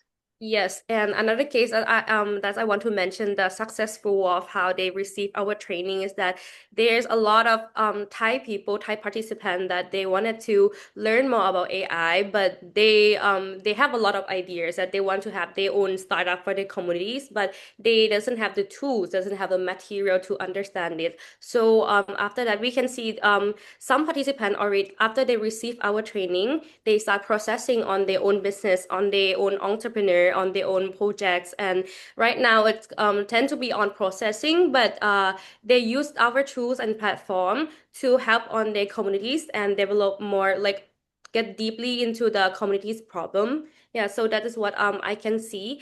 And some participants also wanted to implement our program, not only using our program, but they also wanted to propose their own project, um, but using our tools and material to help them support them on the things that they are lacking of, like the materials, like the like the material or technical things that they can. So I believe the process that we can support them from the AI Ready ASEAN, it's not we fully give them all the material and tools, but we can just support them, connect them to the tools and platform, to the accessibility, and they can also implement it by their own. Yeah, this is how we processing the program, and I believe this is the good result for us. Yeah. Thank you for sharing that, Pin. Thank you to our speakers for that engaging discussion. I am now opening the floor for our participants. So I invite everyone to type in their questions. I can see a lot of questions are right now written on our chat box. So our speakers can also reply directly in the chat box before we close the room. Um, this is a question from Demas. Demas is asking King, no, during his presentation, can we hear some challenges so far as alternative media and how to overcome it?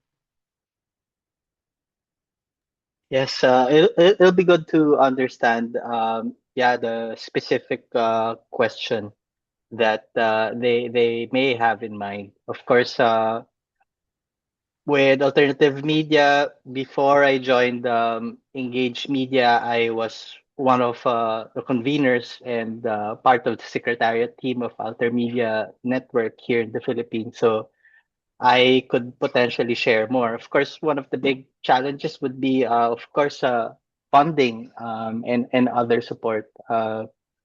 Eh, Alternative media is collective work in many ways. So if you're a journalist of one, not saying that it's not possible to be a journalist of one person, of course, there will be many challenges um, in terms of producing alternative media reports. And then when in distribution, of course, it's another set of problem. Before I joined Engage Media around 2013 to 2015, I think it was that moment where big tech platforms like Facebook we're still allowing small community media outfits to freely,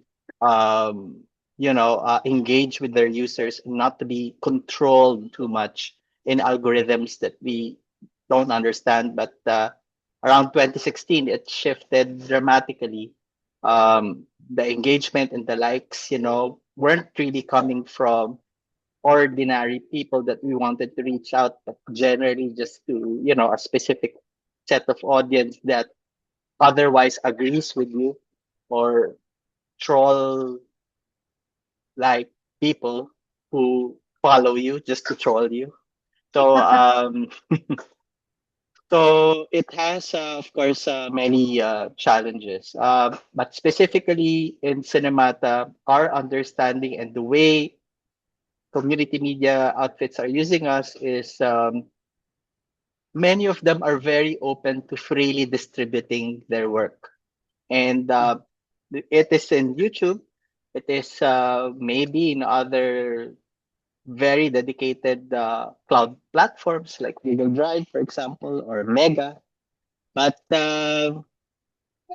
some of community media members here in the Philippines realize that only young people are very quick in using third party platforms to download YouTube or Facebook videos because those platforms don't really allow easy downloads. So, in our observation, they're hosting their works on Cinemata because of the easy download button. Of course, not all videos on Cinemata can be freely downloaded. It really depends on the settings of the community members. But for alternative Altermedia Network, they allow downloads. It's just one button. It's very clear in the interface, and those who want to download their videos can download it actually in various resolutions depending on their needs. Cinemata being a transcoding video platform to automatically transcodes videos in 480, 720, or even download the original file if it's something intended for a big screening where non-pixelated videos matter. But I hope my quite general answer is helpful. I think it is. You answered the question on point. But right now, we have to take a 10-minute health break because we've been in the Zoom room for quite a long time now. So please stretch, hydrate, rest your eyes from the screen. Please don't go away. Be back. No, we will resume at 11:10 for a deeper dive into the cross-cutting regional issues we're having right now. And then during the health break, King will be playing a video from Cinemata, just so we get to understand what they are engaging into. All right, so 10-minute health break. Be back at 11:10. Thank you, everyone. Thank you. Let me share my screen and audio. Click optimize for video sharing. Um, yeah.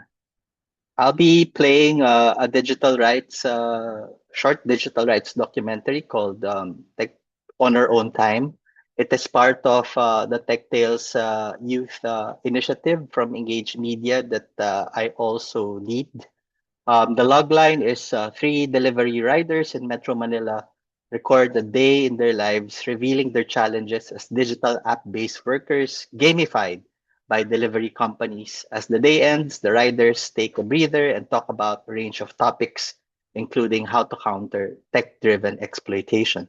Let me, uh, yeah, hit full screen and then You can upload subtitles on Cinematid. So this one is set to English. And then I am going to play back.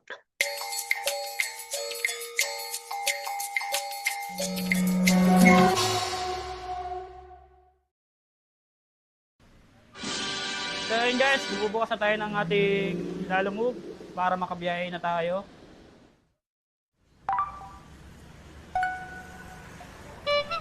Hanap lang po tayong booking. Balikan.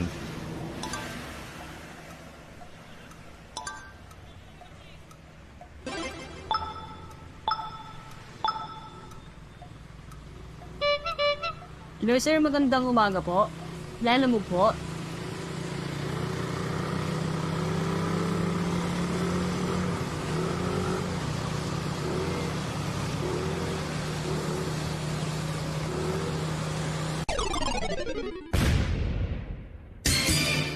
Hello po, good morning, Lalagob. Sakain tapuwang? Andaan-andaan lang kasi madalas, tas malaki pa yung dala-dala natin. Mas mahal pa ito kasi sa booking.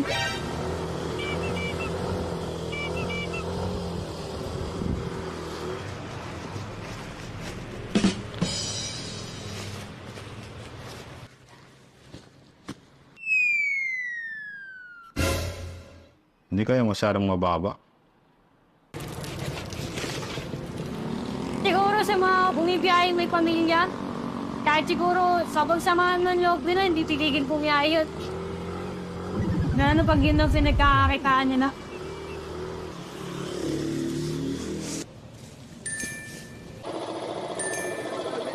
Salamat po.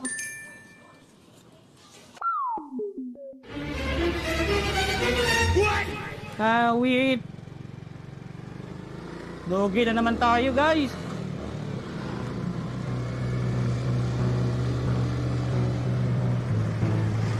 Buo na naman. Yun lang naman yung way niya, ba't ba siya kumikita? Kasi bumibiyahe kami.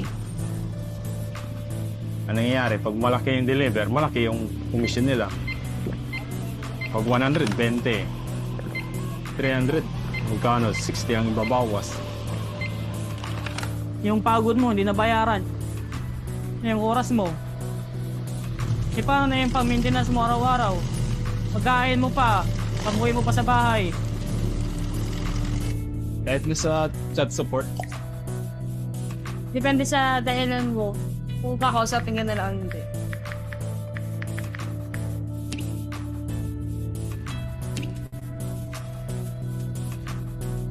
Hindi ka nila i-entertain talaga.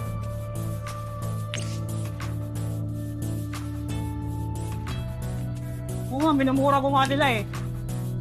Binabawasan nila na yung rating natin, yung bar. Yun yung bagong update ngayon guys. Dati ano, kung sino mas malapit, kung saan nag-book. Ngayon nagbe-base na sila sa rate. Mas maganda kasi yung medyo mataas rin yung rating kasi yung acceptance rate ba, mas napra-priority ka makakuha agad. Kapag mababa ka talaga hindi ka makakasabay.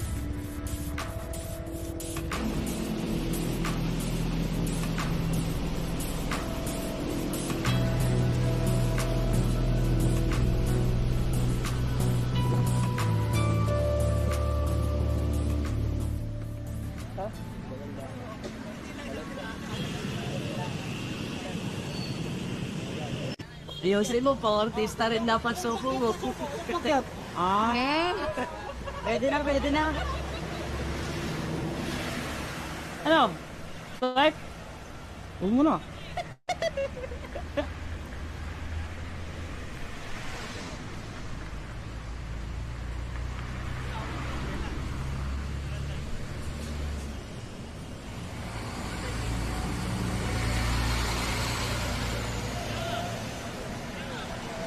Ibang bansa yun eh.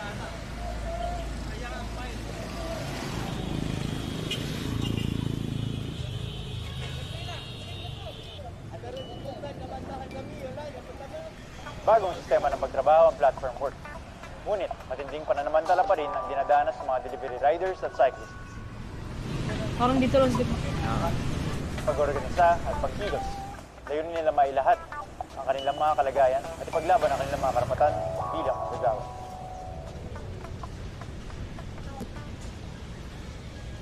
Problema talaga niyan. Yung daily income, bumaba kasi. Gusto nila iparating yung boses nila marinig ang kumpanya. Siya na mo porsyento, pero wala siyang ginagawa. Hanggang doon lang siya, tao pitin na lang. Kada segundo may pumapasok kanya, 1,000. Ibang lahi lang din ay kinabang eh. Foreigner may-ari niya, Chinese ang may-ari niya eh. Mas mapapakinggan pa nga yung ano ng gusto Kaya lahat naman, Oo. magkamali ka lang ng isang beses. Kapalit mo na rider. Yan, talagang gutom ka talaga. Ang katwiran naman masaya. Sarili niyo yung oras niyo, sarili niyo yung kita niyo. Wala kasi sa category ito eh. Pero sa totoo, trabaho na rin kasi yun. Di rin kasi pero pwede ka kasing mamatay din eh. Hindi, tama yun. Ayun ang pataran nila eh. Tama sila. Tama para sa kanila. Pero unfair para sa amin. Ano naman yung nakapagpagawa ng mga kalakaran sa lalamog eh. Sila na yung nakakalam sa application nila.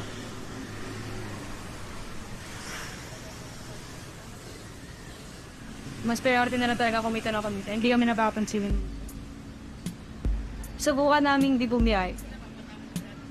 May kita ba siya? Dahil kami yung laging nasa labas. Sana, bigyan din ng chance na pakinggan din naman kami ngayon. Kung lahat talaga magkakaisa. Baka doon sakali, magbago. Magbago lahat.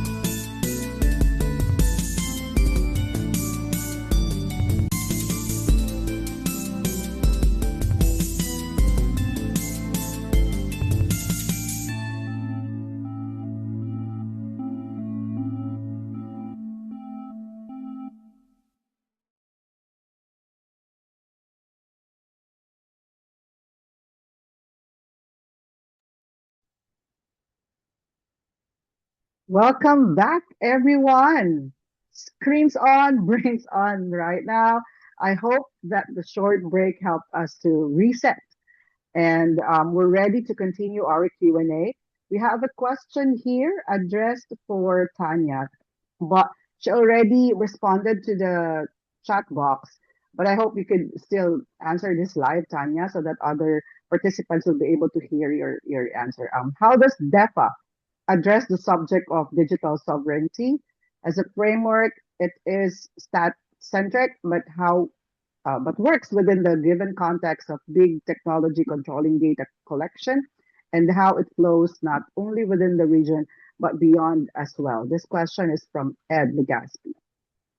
Yes, thank you, Miss Mel, and of course, Mr. Ed, for the question. I actually have answered directly to the question, but maybe I will explain a bit from my answer, although it's quite similar. It will be quite similar. Well, yes, data sovereignty is indeed a key concern in the DEFA because we talk about state legal agreement and it is involving multi-states as well.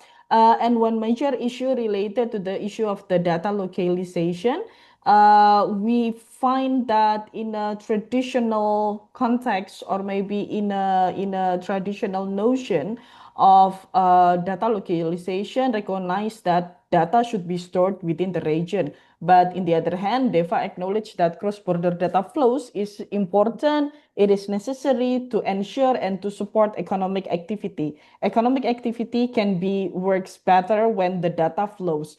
And of course, it is going to be a tension in here where the traditional conception, as I say, it should be kept on the national border as well.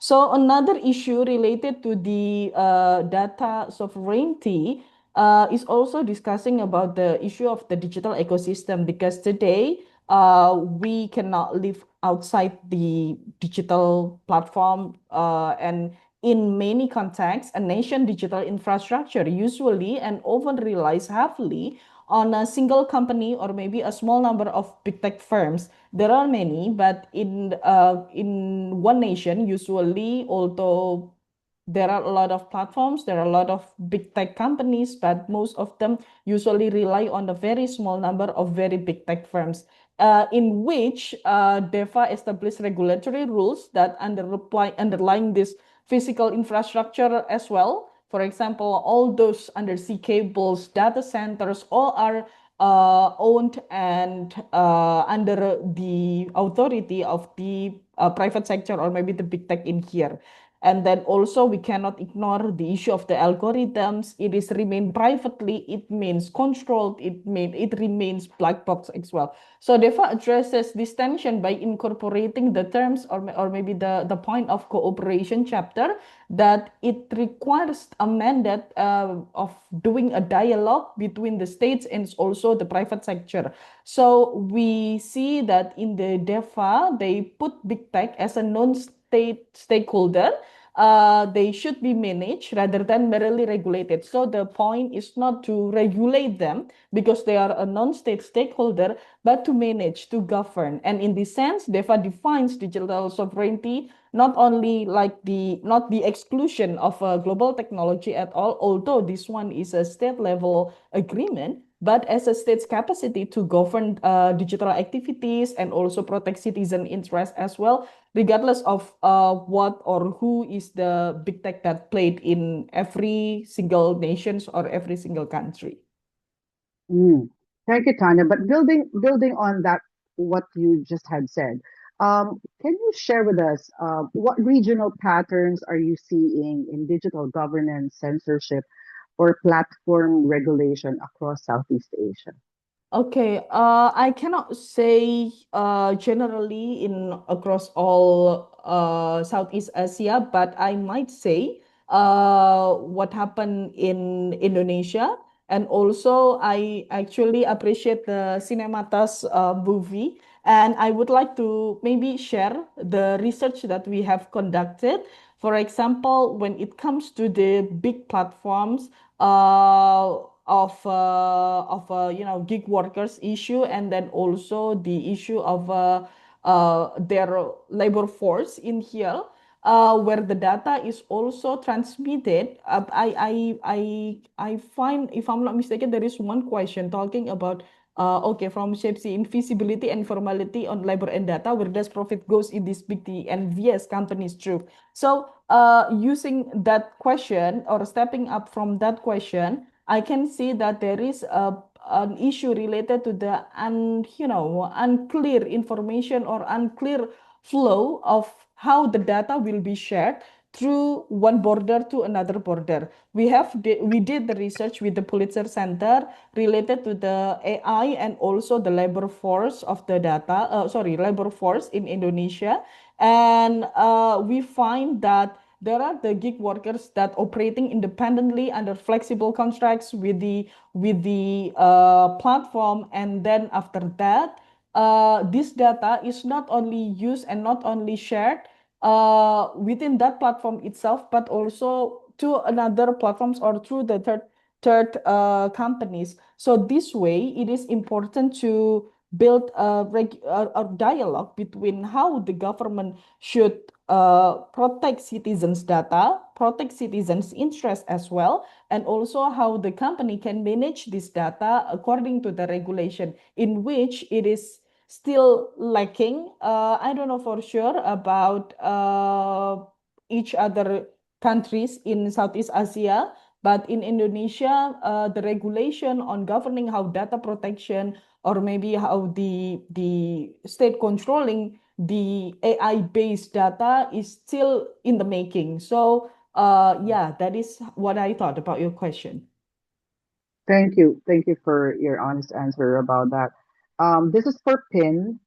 What role can regional cooperation among universities, civil society, technologies, and youth networks play in shaping more rights respecting digital futures?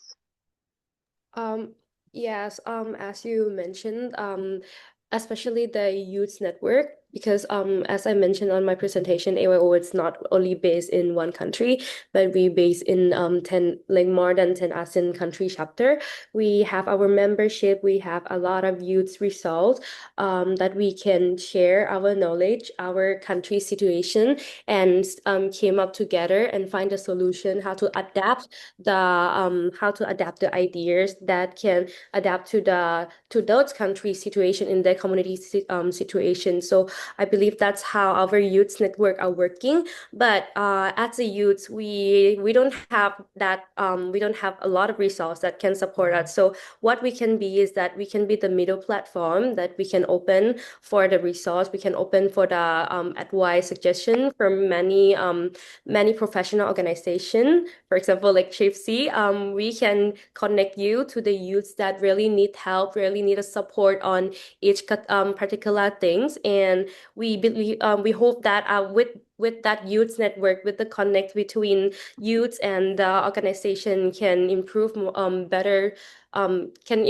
solution to the real world problem, especially that what we are facing on right now.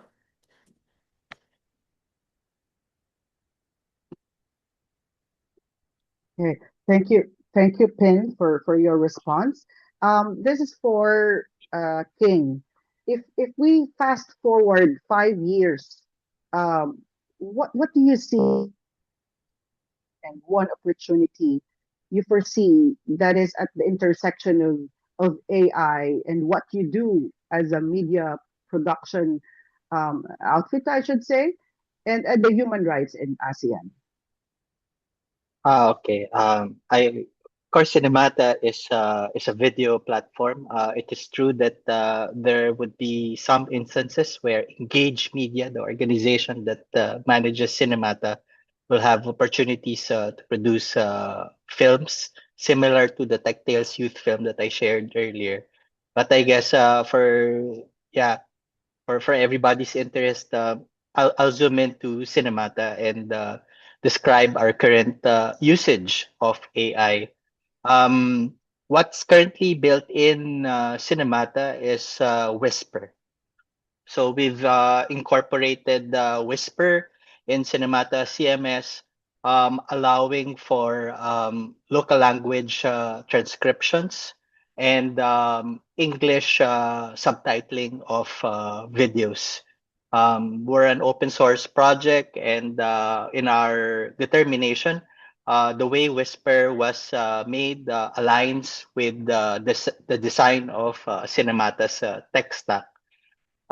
So currently, we cannot make this feature available for all users, but I did mention about trusted users, and it's really not so difficult to be a Cinematas trusted user. Just need to tell us that you want to be, and the team will determine, if you have a quick history of producing socially responsible films and not inclined to produce anything that does not relate to Cinemata.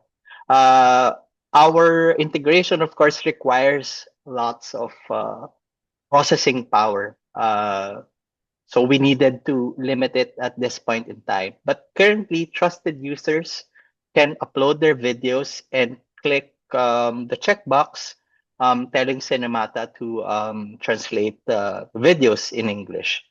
Um, It is true that our implementation and our current infrastructure needs improvement to fully maximize AI handling of large language models, specifically for translation and transcription. But I believe we're already there. In all respects, if we just have better infrastructure, then for sure we'll be able to integrate it better. And we intend to do so, of course. Of course, the limits there would be some. It would be for Southeast Asian languages that are widely spoken. Let's say Bahasa Indonesia, Malayu, even Tagalog. I would describe it as between 80 to 85% accurate. I mean, for the sake of screening, it's usable. It's not perfect, but we're also hoping that Whisper improves and that it is not going to be too processor or GPU intensive, so that other organizations would not have access to very complex AWS models and infrastructure will be, able to use it. Another usage that we currently have for AI is there are there are many AI programming platforms that are very usable. ChatGPT and others are just on the surface level. So and not a minority of them are privacy respecting. It's very easy to understand that the information you'll provide will not be used as learning data. It's really just a matter of doing initial research to understand which AI platforms respect privacy and security. Immediately, you would even see it in our GitHub space, but we have an AI team member who reviews the pull requests, as it is called. So generally, a developer will make a feature, and we've included CodeRabbit AI. In our determination, it doesn't use our data for learning models. It supports public open source projects like us by really giving all the functionalities uh, related to the tech. And what it does is that it immediately reviews the work of our developers in terms of if there are syntax errors, for example. And I'm observing that it's greatly expanding in a way where you can actually talk to it. My background is more of project management. Some of the my folks here in the Philippines would always know me as a bit of a techie. I wished I studied Python. I wished I did other things, but I was busy being an activist when I was a younger person. But when I read Python or Java, I have a good understanding, but I wouldn't describe myself as a developer or a full stack developer at such. But since I lead the testing of new features provided by developers, I can communicate CodeRabbit in a natural way, like the way I speak and describe the problems that I'm encountering. And, CodeRabbit will be able to help us. I mean, not perfect. It can still be a bit complex the way AI works, especially in programming, is still not very efficient. It has the tendency to complicate things. But what's good is that at Cinemata, we also have very senior developers who understand our tech stack. So they'll be, imagine, very professional senior developers using very good programming AI languages. Imagine how efficient it could be for all of us. I believe we wouldn't be able to do so many features the past months if not for the support of privacy respecting AI programming platforms like CodeRabbit. Yeah. But the others, I'm a bit worried because it's very obvious that once we begin using it, they're going to integrate our learning data and we are not going to use those kinds of AI programming platforms. That's mind blowing. Yes, yes. Listening to you moving forward in 5 years from now, like I feel like I'm already a dinosaur. While listening to you, I was typing all the AIs you are mentioning, Whisper, Code Rabbit. So what are those? I'm not really familiar on all of those, but it's really interesting to know that we are developing this kind of system so that it will be easier for us to advocate for human rights, and also you are using the right tools. And I hope uh, participants also will be using the right tools, so it would be easier for us to let people know about this advocacy. We are looking forward for the positive and proper way of using AI. Um, we're running short on time, but please keep your questions coming in the Q&A. We'll gather them and pass them on to our speakers for follow-up. And we invite also our speakers to feel free to respond directly as well if you're able to. But before we close, I would just like to ask, now there's a wrap-up questions I'd like to ask for King, for Tanya and Pin. Are there any closing thoughts or some parting shots that you would like to share to our audience today?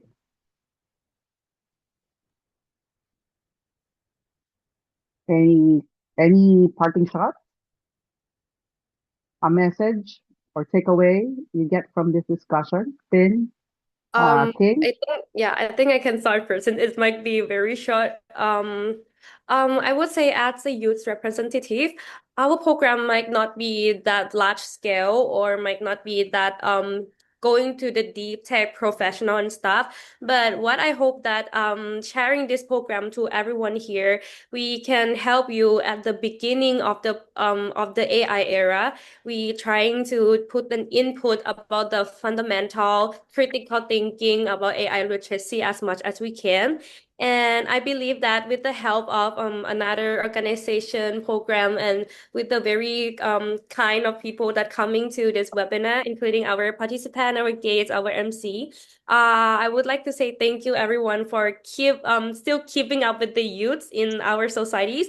And I hope that not in the future, but in the very next few years, our region country can be like one of the top countries that can adapt AI into your everyday life, and also know the human right, know how to sustain AI together in your living life. Thank you. Thank you, Pin, for that thoughtful message. King? Yeah. For me, the digital, the early days of digital rights movement globally, and of course here in the region, heavily advocated heavily advocated for free and open source technology. FOSS, it's always the main determining point of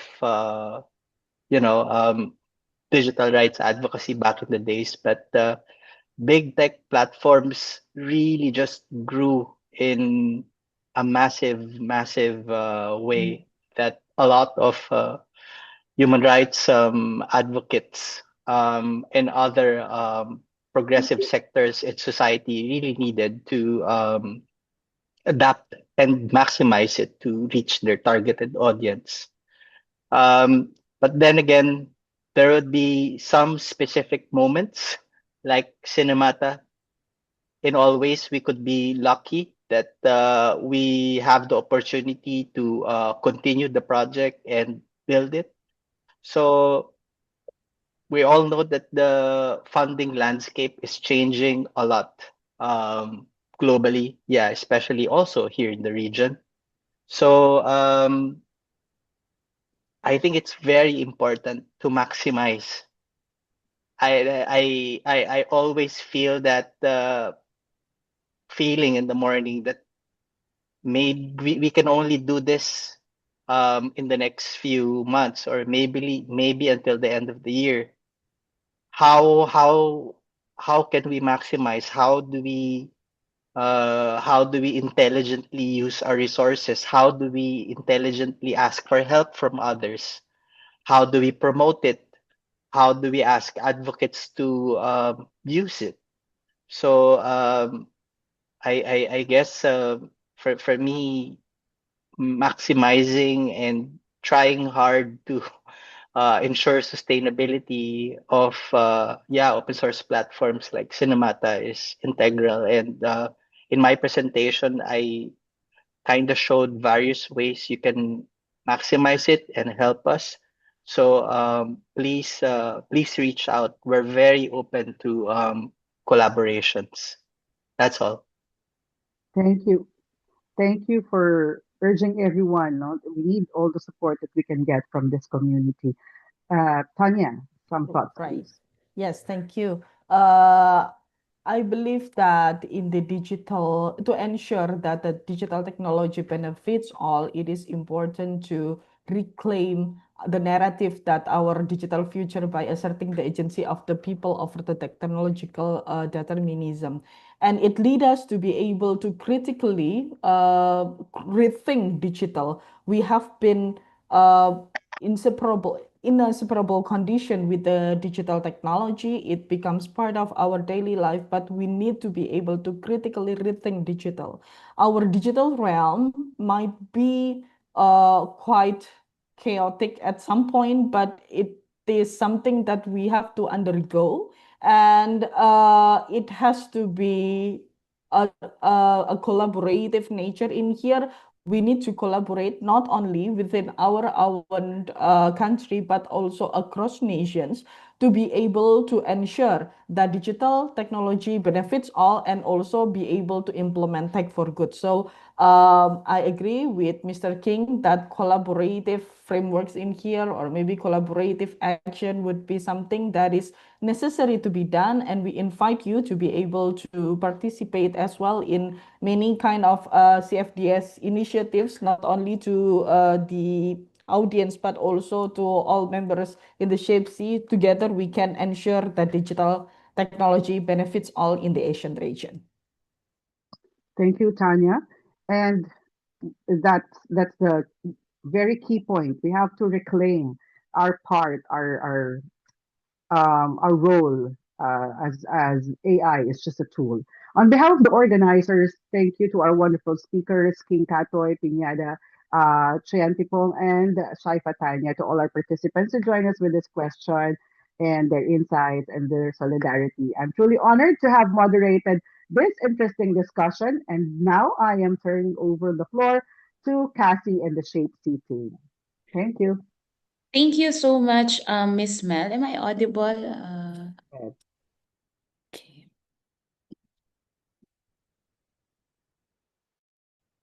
Thank you so much, Miss Mel. No, if I may share some quick catch up from the discussion as well. I think it's also important to note that data has actually replaced oil as the most valuable commodity in the world. And so every day, each one of us are producing data. And so that is why digital rights, open source platforms are really important, because we also, as data users, data consumers, we are also the algorithmic behavior as well. We are the one feeding these big tech companies. And so we need to be equipped with the specific capacity and skills, how to navigate the challenges that it may bring, or the bad sides of it, and at the same time, the good sides. Also, for an aspect of research as well, if some of you know might be doing research in the field, etc., doing interviews. You might be using AI transcription in your interviews, etc. I think it's important to note about the research ethics as well, because ShapeC is supporting a lot of research grants in the region. And so when we do our interviews, even online interviews, most of the researchers might perhaps also use AI tools. Na even AI companion, even our Zoom has a lot of participants who are also AI. No, it's no longer human, for instance. And now, how we protect our data is really, really important. May it be encryption tools, may it be other platforms to remove the metadata of this information that we have as researchers.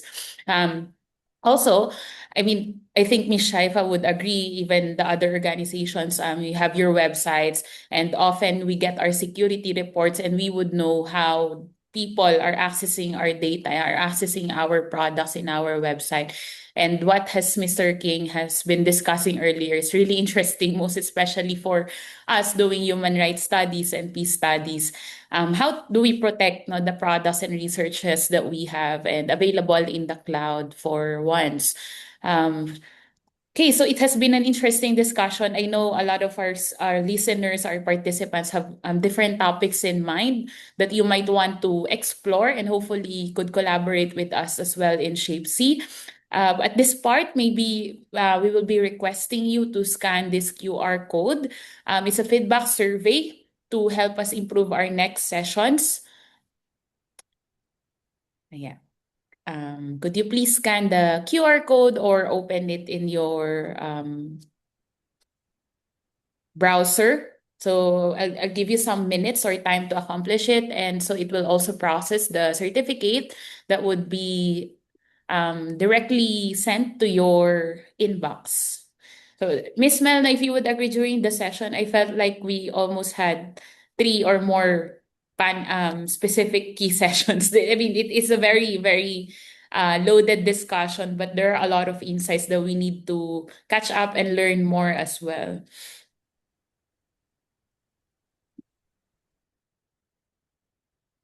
Yeah, it's a very interesting discussion we had today, and I hope our participants have learned a lot, learned so much about different ways or avenues that we can reach out to each other, and of course, the importance of collaborating with one another in this kind of sphere that we are building or community that we are building together.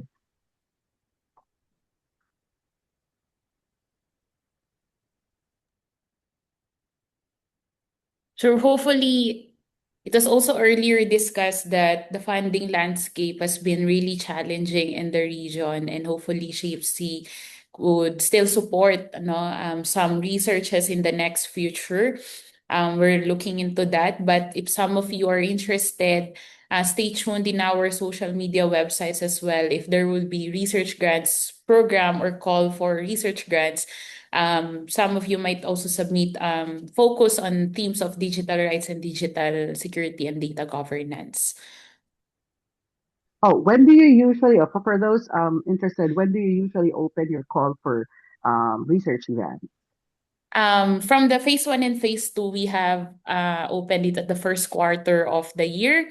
But since right now we're still on the process of finalizing our next phase, we haven't really opened yet, no, for the next cycle.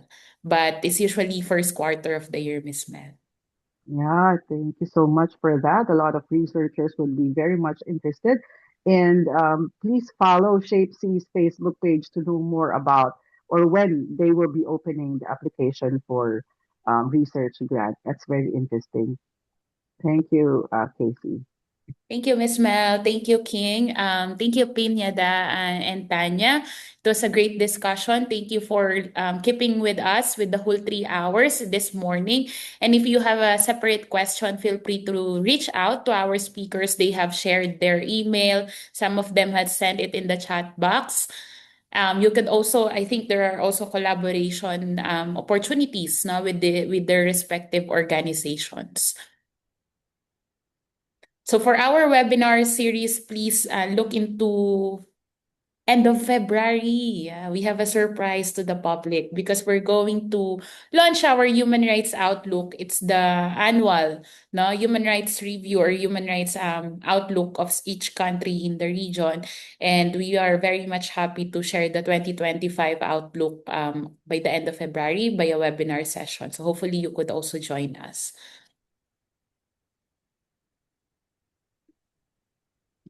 So as we close the session, may I request everyone to open your camera so we could take a photo documentation.